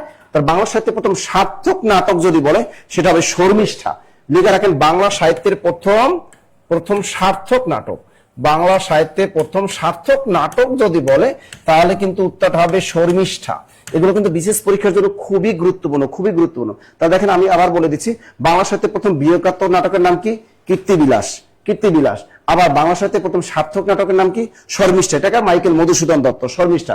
আর বাংলা সাহিত্যের প্রথম সার্থক সাথে যদি ট্র্যাজেডি যুক্ত হয় তাহলে কিন্তু অবশ্যই হবে কৃষ্ণকুমারী। এরকম আসে, কৃষ্ণকুমারী নাটকটি কত সালে প্রকাশ পায়? এটা 1861 সালে প্রকাশ পায়, মাইকেল মধুসূদন দত্ত। এবার দেখেন, বাংলা সাহিত্যের প্রথম মৌলিক নাটক নাম কি? ভদ্রার্জুন। এখন বলছে বাংলা সাহিত্যের প্রথম সার্থক কমেডি নাটকের নাম কি? তার বাংলা সাহিত্যের প্রথম সার্থক কমেডি নাটকের নাম পদ্মাবতী, পদ্মাবতী, পদ্মাবতী। এই পদ্মাবতী নাটকটি রচনা করেছেন মাইকেল মধুসূদন দত্ত, মাইকেল মধুসূদন দত্ত। অনেকে আবার আলাওলে টিক দিয়ে না, আলাওল যেটা লিখেছেন পদ্মাবতী সেটা কিন্তু অনুবাদ কাব্য। আলাওল কি করছে? অনুবাদ, অর্থাৎ হিন্দি কবি মালিক মোহাম্মদ জাইসি হিন্দির পদুমাবত, ওটাকে তিনি বাংলা ট্রান্সলেট করে নাম দিয়েছেন পদ্মাবতী। তাহলে যদি বলে পদ্মাবতী নাটকটিকার, তাহলে সেটা অবশ্যই হবে মাইকেল মধুসূদন দত্ত, মাইকেল মধুসূদন দত্ত। বাংলা এই লিখছেন, নিশ্চয়ই সবাই লিখছেন? ওকে স্যার, সুজন বলছে স্যার পদ্মাবতী, ওকে। আমরা অনেকগুলো প্রশ্ন কিন্তু এটার মাধ্যমে আমরা জানতে পারলাম। পরের প্রশ্ন দেখি কি আসতেছে। কৈবর্ত বিদ্রোহ সংগঠিত হয়েছিল কার সময়? আমি পারি কিন্তু, বুঝছেন? আমি পারলে কি, আমি তো অত ব্যাখ্যা করতে পারবো না। ব্যাখ্যা করার জন্য আমাদের তানভীর স্যার। ধন্যবাদ। সবাই উত্তর দিতে থাকেন, উত্তর দিতে থাকেন। কৈবর্ত বিদ্রোহ সংগঠিত হয় কার সময়? বল্লাল সেন, ধর্মপাল, হেমন্ত সেন, দ্বিতীয় মহিপাল। ওকে, দ্বিতীয় মহিপাল। প্রথমত একটু মনে রাখবেন, কৈবর্তরা কারা? হ্যাঁ, এই কৈবর্ত কারা? কৈবর্তর হচ্ছে জেলে সম্প্রদায়। জেলে কৈবর্ত কারা? জেলে। আচ্ছা বলেন তো, নাসির স্যারের সূত্র ধরেই বলি, বলেন তো চর্যাপদ কোন আমলে রচিত হয়েছিল? পাল আমলে। পাল কবিরা কেমন ছিল? বাঙালি এবং বৌদ্ধ ধর্মের অনুসারী ছিলেন, তাই না নাসির স্যার? বৌদ্ধ ধর্মের অনুসারী ছিলেন। তার মানে এই পালরাও বৌদ্ধ ধর্মের অনুসারী ছিলেন। বৌদ্ধ ধর্মের একটা বৈশিষ্ট্য হচ্ছে বা বিশ্বাস হচ্ছে, সেটা হচ্ছে জীব হত্যা মহাপাপ। কি হত্যা? জীব হত্যা মহাপাপ। তবে মানুষ জীবের মধ্যে পড়ে না, মানুষ টানুষ মারা যাবে মোটামুটি, তাতে কোনো সমস্যা নেই। হ্যাঁ, জীব হত্যা মহাপাপ। এখন দ্বিতীয় মহিপাল যখন ক্ষমতায় আসলেন, তখন তিনি এই জীব হত্যা মহাপাপ এই ধারণাটা ব্যাপকভাবে তিনি প্রতিষ্ঠা করার চেষ্টা করলেন, যে আমার ধর্মে জীব হত্যা মহাপাপ, সুতরাং আমার রাজ্যে যারা আছে তারা কোনো জীব হত্যা করতে পারবে না। এখন দেখেন, এই জেলে সম্প্রদায় তারা কি মাছ ধরবে না নাকি জীব হত্যা করবে না? তাহলে তারা যদি মাছ ধরতে না পারে, তাহলে তাদের জীবন জীবিকা কিভাবে চলবে, তাই না? তাই এই জন্য তারা কি করলো, এই জেলে সম্প্রদায় কৈবর্তরা এই দ্বিতীয় মহিপালের বিরুদ্ধে আন্দোলন করা শুরু করলো। কার নেতৃত্বে? দিব্য বা দিবেলের নেতৃত্বে। দিব্য বা দিবেলের নেতৃত্বে, দিবেল, হ্যাঁ, দিব্য বা দিবেলের নেতৃত্বে আন্দোলন শুরু করে, এবং এই আন্দোলনের ফলে তারা এই দ্বিতীয় মহিপালকে কিন্তু হত্যাও করে। হ্যাঁ, ওকে, হত্যাও করে। তাহলে কৈবর্ত বিদ্রোহ সংগঠিত হয়েছিল কার শাসনামলে? অবশ্যই দ্বিতীয় মহিপালের শাসনামলে। ধন্যবাদ, অনেকেই সঠিক উত্তর দিয়েছেন, অনেকেই সঠিক উত্তর দিয়েছেন, থ্যাংক ইউ। অনেকেই সঠিক উত্তর দিয়েছেন। ওকে, এবার আসেন, নাসির স্যারের বউয়ের নাম কি? নাসির স্যারই উত্তর দিবেন। এরপরে প্রশ্ন করছে কেমন? আচ্ছা, এরপরে আসেন, এরপর আসেন, কৌলিন্য প্রথা বাংলায় প্রবর্তন করেন কে? কৌলিন্য প্রথা দেখেন তো। না, কৌলিন্য প্রথা, কৌলিন্য প্রথা বাংলায় প্রবর্তন কে করেন? আচ্ছা বলেন তো, কৌলিন্য প্রথা কি? কৌলিন্য প্রথা কি? কৌলিন্য প্রথা, এখানে কৌলিন্য প্রথা কি বলেন তো? কৌলিন্য প্রথা হচ্ছে, দেখি কে উত্তর দিতে পারেন। ওকে, শোনেন, কৌলিন্য প্রথা হচ্ছে, এখানে সনাতন যদি কেউ থেকে থাকেন, সনাতন যদি কেউ থেকে থাকেন, হ্যাঁ, তাহলে সনাতন ধর্মাবলম্বী যদি কেউ থেকে থাকেন, তাদের ধর্মে যে 4টা বর্ণ প্রথা আছে, অর্থাৎ কি কি বলেন তো? একটা হচ্ছে ব্রাহ্মণ, আর একটা হচ্ছে ক্ষত্রিয়, এরপরে হচ্ছে বৈশ্য, এরপরে হচ্ছে শূদ্র। এই যে 4টা বর্ণ প্রথা, এই বর্ণ প্রথা কি কিন্তু বলা হয় কৌলিন্য প্রথা। এগুলো কি কি বলা হয়? কৌলিন্য প্রথা। আর এখান থেকেই কিন্তু আমার সাথে নাসির স্যারের সাথে মিল আছে। অনেকেই ক্লাসে বলে তানভীর স্যারের সাথে নাকি নাসির স্যারের মিল আছে, কোন দিক দিয়ে মিল জানি না, তবে এইটা আমি খুঁজে পেয়েছি যে মিল আছে। সেটা কি? সেটা হচ্ছে ওই যে ব্রাহ্মণ যারা আছে তারা হচ্ছে গুরু, শূদ্র যারা আছে তারা হচ্ছে চণ্ডাল। গুরু এবং চণ্ডালের মিশ্রণকেই বলা হয় গুরু চণ্ডালী দোষ। কথা বুঝছেন কিনা? তাহলে বাংলা ব্যাকরণের গুরু চণ্ডালী দোষ এটার সাথে কিন্তু রিলেটেড। তাহলে কৌলিন্য প্রথাটা, এই প্রথাটা চালু করেছিলেন হচ্ছে বল্লাল সেন। আপনারা আরো মনে রাখবেন, এই বল্লাল সেন কিন্তু আমাদের বাংলাদেশের যে জাতীয় মন্দির, যেটা ঢাকেশ্বরী মন্দির, এই ঢাকেশ্বরী মন্দির নির্মাণ করেন কিন্তু বল্লাল সেন। আবার বল্লাল সেনের 2টা গ্রন্থ আছে, একটা দান সাগর এবং একটা অদ্ভুত সাগর। হ্যাঁ, অদ্ভুত সাগর, দান সাগর এবং অদ্ভুত সাগর। আপনারা নিশ্চয়ই বাহুবলী মুভিটা দেখেছেন, মনে রাখবেন বাহুবলীর বল্লা যে আছে, এই বাহুবলীর বল্লাই হচ্ছে কি, হ্যাঁ মনে রাখবেন, মনে করেন এই বল্লা থেকে বল্লাল সেন এটা কি করেন? কৌলিন্য প্রথাটা প্রবর্তন করেন। এরপরে মনে হয় আমারই প্রশ্ন, মহেশগর কোন নদীর তীরবর্তী? বগুড়ার কারা আছেন? বগুড়ার কারা আছেন বলেন? মহেশগর কোন নদীর তীরবর্তী? মহেশগর কোন নদীর তীরবর্তী? করতোয়া নদী, যমুনা নদী, বাঙালি নদী, তিস্তা নদী। হ্যাঁ, কোন নদীর তীরবর্তী? হ্যাঁ, ওকে, এটা করতোয়া নদীর তীরে অবস্থিত। এখন আমার প্রশ্ন হচ্ছে, এটা সবাই মোটামুটি পারবেন যে মহেশগর করতোয়া নদীর তীরবর্তী অবস্থিত, কিন্তু প্রশ্ন হচ্ছে এই করতোয়া নদী কোন নদীর উপনদী? বলেন তো, করতোয়া নদী কোন নদীর উপনদী? এটা যদি প্রশ্ন আসে, হ্যাঁ, আচ্ছা বুঝতে পারছি, করতোয়াটা হচ্ছে আমাদের যমুনা নদীর উপনদী, হ্যাঁ, যমুনার উপনদী, মনে রাখবেন, যমুনার উপনদী। আর অবশ্যই যমুনার উপনদী কি এবং উপনদী কাকে বলে, শাখা নদী কাকে বলে, যমুনার উপনদী কতগুলো, সবগুলো আমরা অবশ্যই ক্লাসে মানচিত্র আকারে ইনশাল্লাহ দেখাবো। তবে এই শর্ট সময়ে এটা দেখানো সম্ভব নয়। আপনারা মনে রাখবেন যমুনার উপনদী হচ্ছে করতোয়া, আর করতোয়া নদীর তীরেই হচ্ছে মহাস্থানগড়। এরপরে কার পালা? শুদ্ধ বানান। আল্লাহ, চমৎকার বানান। এটা কিন্তু বারবার আসে, পরিবেশ অধিদপ্তর নিয়োগ পরীক্ষা স্যার 2026 সালে আসছে। এবং এই দেখেন তো, এই পরীক্ষাটা রিসেন্টলি আসছে পরিবেশ অধিদপ্তর। এই বানানটা আমি কতবার আপনাদেরকে ফ্রি ক্লাসে করিয়েছি। আমি বললাম না, ব্যতিক্রম বানানটা যদি আপনি পারেন তাহলে আপনার চাকরিটা হবে। সহজ প্রশ্নগুলো সবাই পারে, যেটাই একটু ব্যতিক্রম কঠিন প্রশ্ন দেয় ওইটা যদি আপনি পারেন তাহলে কেবল আপনার জবটা হবে। এখানে বলছে মূর্ধন্য এই বানানটাকে, আমি বারবার বলি মূর্ধন্য বানানেই মূর্ধন্য না নাই, বুঝছেন? মূর্ধন্য বানানে মূর্ধন্য না নাই। তা চিন্তা করেন কি একটা অবস্থা। তাহলে মূর্ধন্য বানান কি হবে? মূর্ধন্য বানানে মূর্ধন্য নাই। তো উত্তর কোনটা হবে? বলেন না প্লিজ। মূর্ধন্য বানাই কিন্তু মূর্ধন্য নাই, মনে? ওকে স্যার, এটা তো পেইড বেজে ক্লাস আমরা করেছিলাম। Thank you. এই মূর্ধন্য বানানে মূর্ধন্য না, তার মানে এই পিছনে মাথা থাকলে এটাকে বলে মূর্ধন্য না, আর সামনে মাথা থাকলে এটাকে বলে দন্ত ন। সুতরাং মূর্ধন্য বানানে অবশ্যই হবে দন্ত ন, ময় দীর্ঘকার, এই ধয়রে, এই দন্ত নয় জফলা। এই রিলেটেড আরেকটা বানান শিখিয়ে দিই, ত্রিভুজ। ত্রিভুজ বানানটা কখনোই আপনি দীর্ঘকার দিবেন না, ত্রিভুজ বানানটা অবশ্যই রস্যকার দিয়ে লিখবেন। এবার দেখেন ভুবন বানানটাও অবশ্যই আপনি রস্যকার দিয়ে লিখবেন। এর রিলেটেড আরেকটা বানান শূন্য বানানটা অবশ্যই দন্ত ন দিয়ে লিখবেন। শূন্য বানানটা কিন্তু অনেকে মূর্ধন্য দিয়ে লেখেন, কিন্তু শূন্য বানানটা কিন্তু মূর্ধন্য নেই, এই পুরো মাত্রা শূন্য বানানটা কিন্তু দন্ত ন। তেমনি একটা দেখেন শ্রেণী বানানটা কিন্তু রস্যইকার, শ্রেণী বানানটা রস্যইকার, হ্যাঁ, এই মূর্ধন্য না, কিন্তু শ্রেণী বানানটা কিন্তু মূর্ধন্য না, খেয়াল রাখবেন। তো আমরা শিখে গেলাম মূর্ধন্য বানান, ত্রিভুজ বানান, ভুবন বানান, শূন্য বানান, শ্রেণী বানান। আর একটা শিখবো আমরা স্বদেশী বানান। আবার একটা শিখবো সরণি, দন্তস্বর রণ মূর্ধন্য, যেমন বিজয় সরণি বানানে কিন্তু কোনো বফলা থাকবে না এবং অবশ্যই এটা মূর্ধন্য না।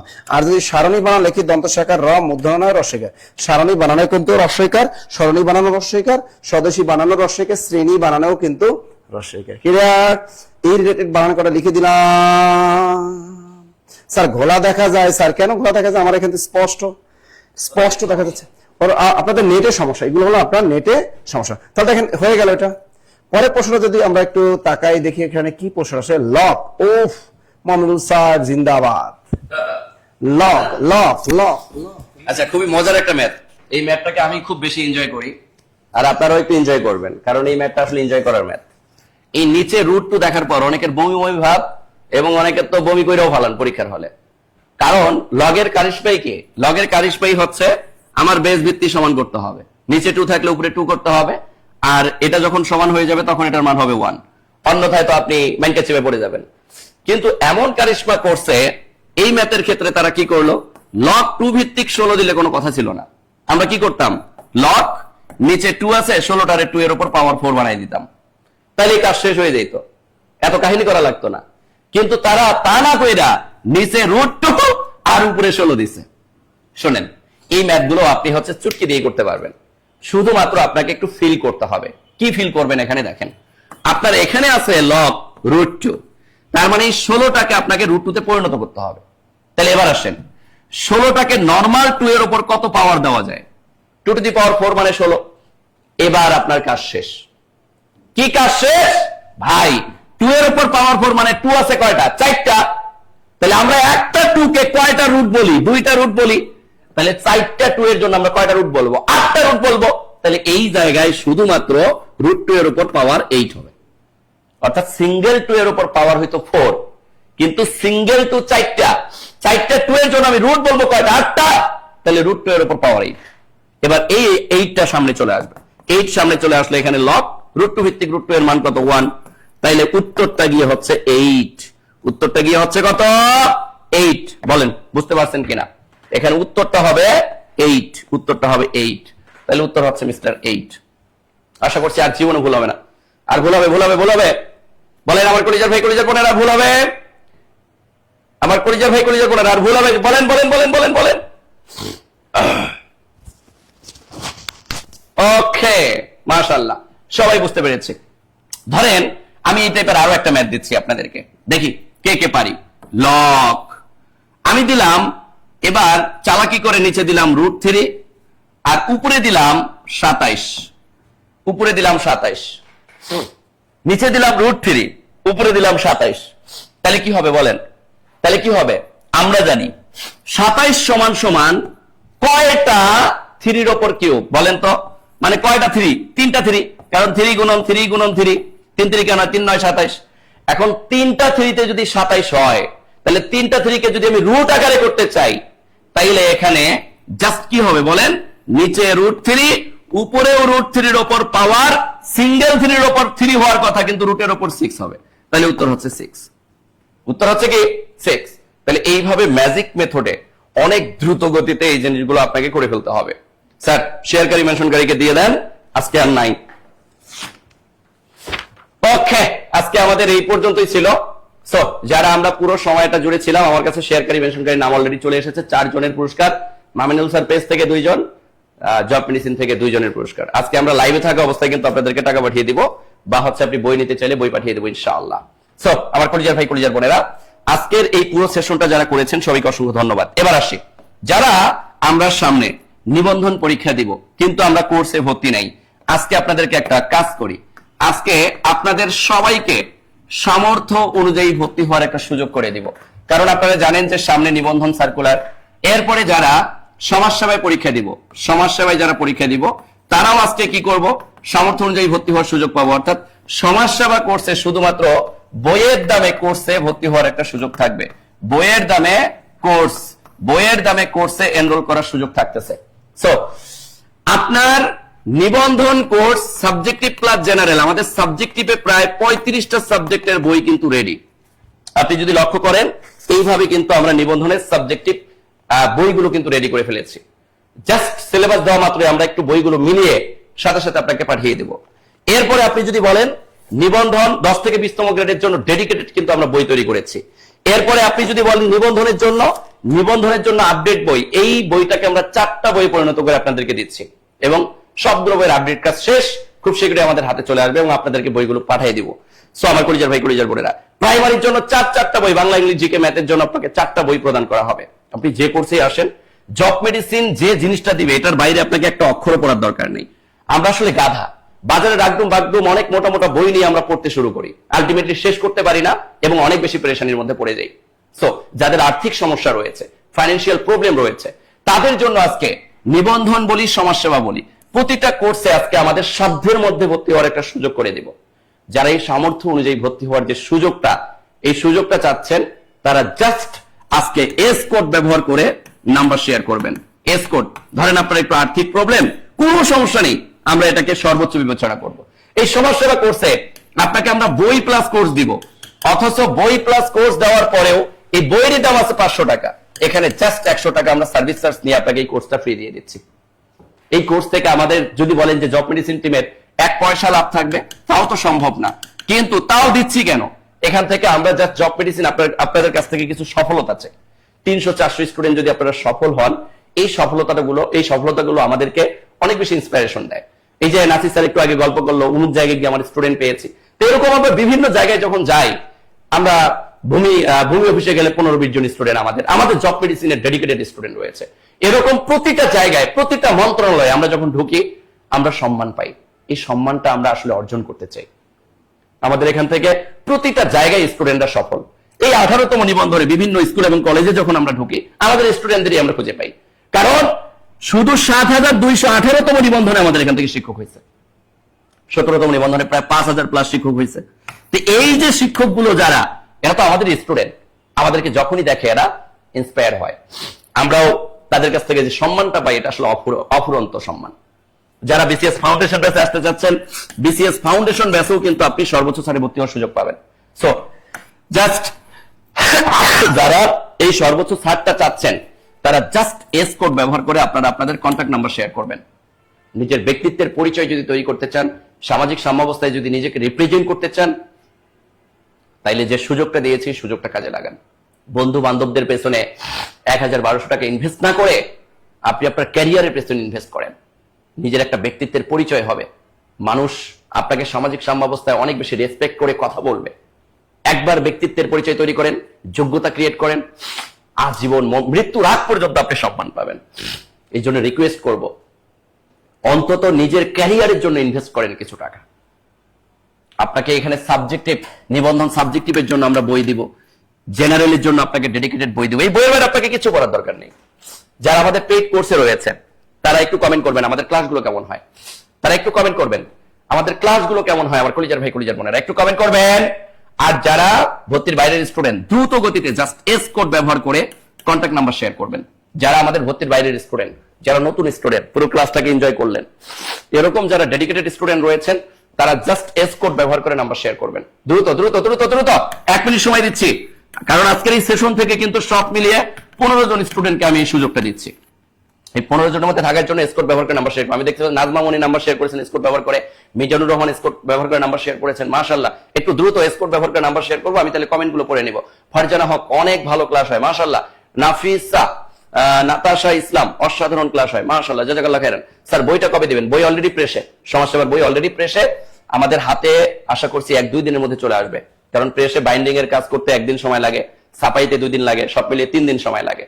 আশা করছি আমরা খুব শীঘ্রই বই পেয়ে যাচ্ছি আর আপনাদেরকে আমরা বই দিয়ে দিব।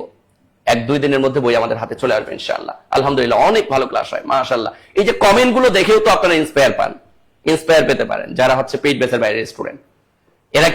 এরা আমাদের পেইড ক্লাস করে এদের ভালো লাগছে দেখেই কিন্তু আপনাদেরকে কি করতেছে বলেন, আপনাদেরকে সুন্দরভাবে এই কমেন্ট গুলোর মাধ্যমে আপনাদেরকে ইন্সপায়ার করতেছে। আর যারা আমাদের আর্জেন্টিনা বা ইয়ার খেলায় হচ্ছে প্রেডিকশন করেছেন, আমরা কিন্তু অলরেডি বই পাঠিয়ে দিয়েছি। আমরা 3 জনকে কিন্তু অলরেডি বই পাঠিয়ে দিয়েছি, কারণ 3 আর 4 1200 টাকার গিফট ছিল আমাদের, 1600 টাকা ছিল না, তাহলে 4 জনকে পাঠানো হয়েছে। 4 জনকে কিন্তু আমরা বই পাঠিয়ে দিয়েছি, আমরা পোস্টও করেছি জব মেডিসিন পেজে, আপনারা একটু দেখবেন। আচ্ছা, আরো একজন নাম্বার শেয়ার করেছেন সাফওয়ান, পুরো নাম্বার শেয়ার করতে হবে, স্কোর ব্যবহার করে জাস্ট কমেন্টে নাম্বার শেয়ার করলেই হবে। অর্থাৎ কমেন্টে আপনি আপনার কন্ট্যাক্ট নাম্বার শেয়ার করবেন, নিজের ক্যারিয়ারের জন্য পুরো নাম্বারটা শেয়ার করলে আগামীকালকে আমাদের প্রতিনিধি টিমরা আপনাকে কল করে সর্বোচ্চ ছাড় বা আপনার সামর্থ্য অনুযায়ী ভর্তি হওয়ার যে একটা সুযোগ, এই সুযোগটা কিন্তু আপনাকে দিয়ে দেওয়া হবে ইনশাআল্লাহ। হ্যাঁ, আর সমাজসেবা বই এটা কিন্তু লিমিটেড ভার্সন, যারা আগে ভর্তি হবেন তাদের নাম অলরেডি আগে লিস্টেড হয়ে গেছে। কথা বুঝতে পারছি? আমাদের কিন্তু সমাজসেবা বই লিমিটেড, আনলিমিটেড না। এখানে যে সংখ্যক স্টুডেন্ট ভর্তি হয়ে গেছে তাদের নামটা আমরা আগে লিস্টেড করেছি। এখন দেখা গেল আমাদের যে সংখ্যক বই আমরা ছাপাই দিতেছি এর বাইরে যদি কেউ ভর্তি হয় তাহলে কিন্তু তারা কি পাবে না, তারা কিন্তু বই পাবে না, রিস্ক হয়ে যাবে। সো আপনারা যারা এখনো ভর্তির বাইরে আছেন যে বই আসলে ভর্তি হব, এই চিন্তা করেন না, ভর্তি হয়ে ক্লাস কন্টিনিউ করতে থাকেন। আমি দেখতে পাচ্ছি এমডি মমিন এসকোড ব্যবহার করে নাম্বার শেয়ার করেছেন, আপনার সমাজসেবার কোর্স। হ্যাঁ, সমাজসেবার কোর্সে আপনি আসতে পারবেন, এর জন্য আপনি জাস্ট কমেন্টে নাম্বার শেয়ার করলেই হবে, কমেন্টে জাস্ট নাম্বার শেয়ার করলেই হবে। আমি জাস্ট 30 সেকেন্ড সময় বাড়িয়ে দিচ্ছি, 30 সেকেন্ড সময়ের মধ্যে আপনারা দ্রুত গতিতে নাম্বার শেয়ার করবেন, 30 সেকেন্ড সময়ের মধ্যে দ্রুত গতিতে নাম্বার শেয়ার করবেন। ওকে, নাসির স্যারের নতুন বইটা মনে হয় কপালে নাই, পুরাতন বই। মৃত্তিকা মির্জা, ওই সময় আমাদের আপডেট এডিশন ছিল না, এই জন্য আমরা হচ্ছে ওই সময় যে বইটা ছিল ওটাই দিয়েছিলাম, কিন্তু এখন আপডেট এডিশনের বই সবাই পাচ্ছে। আচ্ছা, আমি দেখতে পাচ্ছি আজিজুল ইসলাম বই শেয়ার করেছেন, নাম্বার শেয়ার করেছেন। জব মেডিসিনের ক্লাস মানেই জব মেডিসিনের মতো কাজ, নামের মধ্যেই উত্তর, অসাধারণ মাশাআল্লাহ, জাযাকাল্লাহ খাইরান। আতিকা ইসলাম। ওকে, আমরা আমাদের সেশনের পুরস্কার বিতরণীতে চলে যাচ্ছি। আজকের বিজয়ী আমাদের ক্লাসে থাকা অবস্থায় আমরা আজকে আপনাদেরকে পুরস্কার দিয়ে দিব। যারা এখনো নাম্বার শেয়ার করি নাই নাম্বার শেয়ার করব, আর যারা পরবর্তীতে এই লাইভটা দেখবো তারা হচ্ছে যে কাজটা করব, 0190151950 এ আগামীকালকে সকালে কল করে দ্রুত আমরা সামর্থ্য অনুযায়ী ভর্তি হওয়ার যে অফার, এই অফারটা লুফে নিব। আগামীকালকে দুপুর 12টা পর্যন্ত এই অফারটা থাকবে। যারা পরবর্তীতে লাইভটা দেখবো দুপুর 12টার মধ্যে কল করার চেষ্টা করবেন। ওকে, সো আমি শেয়ারকারীর মধ্যে চলে যাই। আমাদের শেয়ার অনেকে করে, কিন্তু শেয়ার করে নিজের টাইম লাইনে, এই হচ্ছে একটা সমস্যা। শেয়ারকারীর মধ্যে রয়েছেন এমডি কোরবান হোসেন, এমডি কোরবান হোসেন,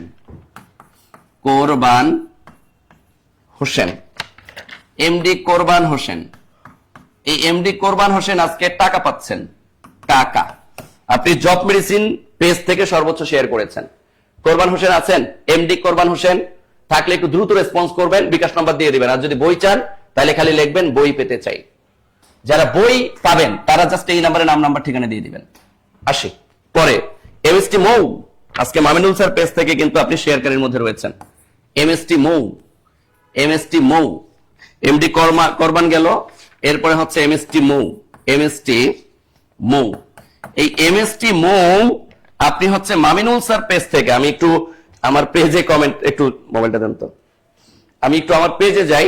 আমার পেজে যদি থেকে থাকেন আপনি, তাইলে হচ্ছে আপনি একটু আপনার এই নাম্বারে আপনি নাম্বার ঠিকানা দিলে আপনি আপনার ঠিকানায় কিন্তু বই চলে যাবে, আপনার ঠিকানায় কিন্তু বই চলে যাবে। এমএসটি মৌ, আমি আপনার দেখি কমেন্টে আছেন কিনা আপনি।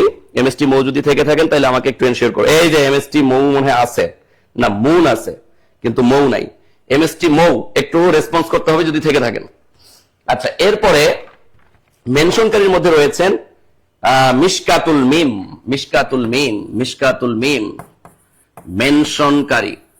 এই মেনশনকারীর মধ্যে জব মেডিসিনে যে সর্বোচ্চ মেনশন করেছেন সে হচ্ছেন আমাদের মিশকাতুল মিম।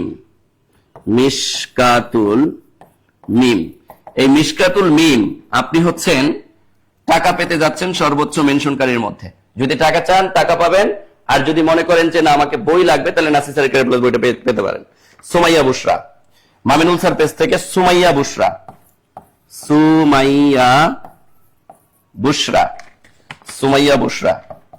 এই সুমাইয়া বুশরা আপনি মামিনুল স্যার পেজ থেকে সর্বোচ্চ মেনশন করেছেন, মামিনুল স্যার পেজে সর্বোচ্চ মেনশন করেছেন, আপনি বই পাচ্ছেন। আপনি যে কাজটা করবেন, এই নাম্বারে নাম্বার ঠিকানা দিয়ে দিলে আপনার ঠিকানায় বই চলে যাবে ইনশাআল্লাহ। ওকে, আমরা কি আছি? আমরা একটু এনশিওর করব যারা গিফট পেয়েছি যদি লাইভে থেকে থাকি। এই যে মিশকাতুল মিমকে পেয়ে গেছি। মিশকাতুল মিম একটু দ্রুত যদি নাম্বার পেতে, যদি টাকা পেতে চাও। আচ্ছা, আরো 2-3 জন প্রচুর মেনশন করছে। তারা কি করছে আমি বলি। একসাথে 200 নাম লেখছে আগে, ওটা জানি কই জায়গায় তারা কপি করে রাখছে, জিনিসটা কপি করে আবার পেস্ট করে। ভাই এই ধরনের ফাইজলামি কেন? এদেরকে আমরা আর গিফট দিচ্ছি না। যাদের মেনশনের নামে ক্লিক করলে তাদের আইডিতে চলে যায়, তাদেরকে আমরা শুধু গিফটটা দিই। এখানে অনেকে মন খারাপ করতে পারেন যে আমি তো মিশকাতুল মিমের থেকে বেশি শেয়ার মেনশন করলাম, এ পাইলো, এ কি আমার বোন লাগে? হ্যাঁ, আমার কলিজার বোন লাগে, কিন্তু ওরে আমি স্বজন প্রীতিতার মাধ্যমে কিন্তু গিফটটা দিচ্ছি না। আমি মনে কথা বুঝাতে পারছি। সো মিশকাতুল মিম, আপনি যদি টাকা চান তাইলে কমেন্টে দ্রুত আপনার বিকাশ নাম্বারটা দিতে হবে, দ্রুত বিকাশ নাম্বার দিতে হবে। আর যদি আপনি বই চান, জুবাইর ভাই একটু দ্রুত টাকাটা পাঠিয়ে দেন। জুবাইর ভাই, মিশকাতুল মিমের, আচ্ছা আমি একটু পিন করে দিচ্ছি মিশকাতুল মিম। ওকে, মিশকাতুল মিমের নাম্বারে একটু টাকা পাঠিয়ে দেন। 01, হ্যাঁ, ও কোরবান হোসেন আছে, কোরবান হোসেন। আচ্ছা, কোরবান ভাই আছেন শেয়ারকারীর মধ্যে জব মেডিসিন থেকে। আপনি হচ্ছে নাসির স্যারের বইটা নেবেন। ওকে, আপনি এই নাম্বারে নাম্বার ঠিকানা সবকিছু দিয়ে দিলে আপনার ঠিকানায় বই চলে যাবে ইনশাআল্লাহ। কোরবান ভাইও আছেন, আমি দেখতে পাচ্ছি লাইভে। মাশাআল্লাহ, আজকে 2 জন পুরস্কারকারী কিন্তু আমরা দেখতেছি, আমরা এখানে আছি। ধন্যবাদ। আমি হচ্ছে মিশকাতুল মিমের নাম্বারে টাকা পাঠাচ্ছি, টাকা পাঠিয়ে আমি জাস্ট আপনাদেরকে দেখাচ্ছি। ওকে, আর মামিনুল স্যার পেজ থেকে যে 2 জনকে আজকে আমরা ঘোষণা করেছি মেনশনকারীর মধ্যে আর শেয়ারকারীর মধ্যে, তাদের কেউ কি আমরা অ্যাক্টিভ আছি?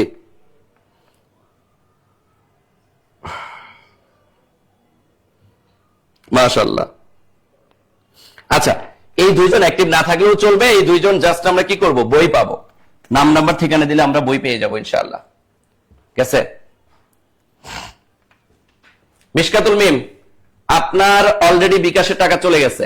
আপনি একটু কমেন্ট করবেন যে টাকাটা পেয়েছেন কিনা। একটু কমেন্ট করতে হবে, দ্রুত একটু কমেন্ট করতে হবে। আপনার মোবাইলে অলরেডি টাকা চলে গেছে, আপনার কমেন্ট থেকে আপনার নাম্বারটা ডিলিট করে দেওয়া হচ্ছে। আর আপনি একটু আমাদেরকে কমেন্ট করে জানাবেন যে আপনার নাম্বারে টাকা চলে গেছে কিনা। একটু কমেন্ট করবেন, দ্রুত দ্রুত দ্রুত দ্রুত দ্রুত কমেন্ট করতে হবে, দ্রুত কমেন্ট করতে হবে,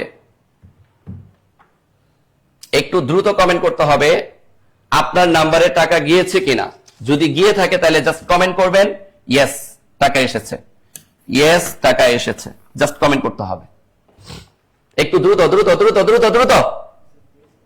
আচ্ছা, অলরেডি কমেন্ট করেছেন, জি স্যার পেয়েছি, মাশাআল্লাহ, জাযাকাল্লাহ খাইরান।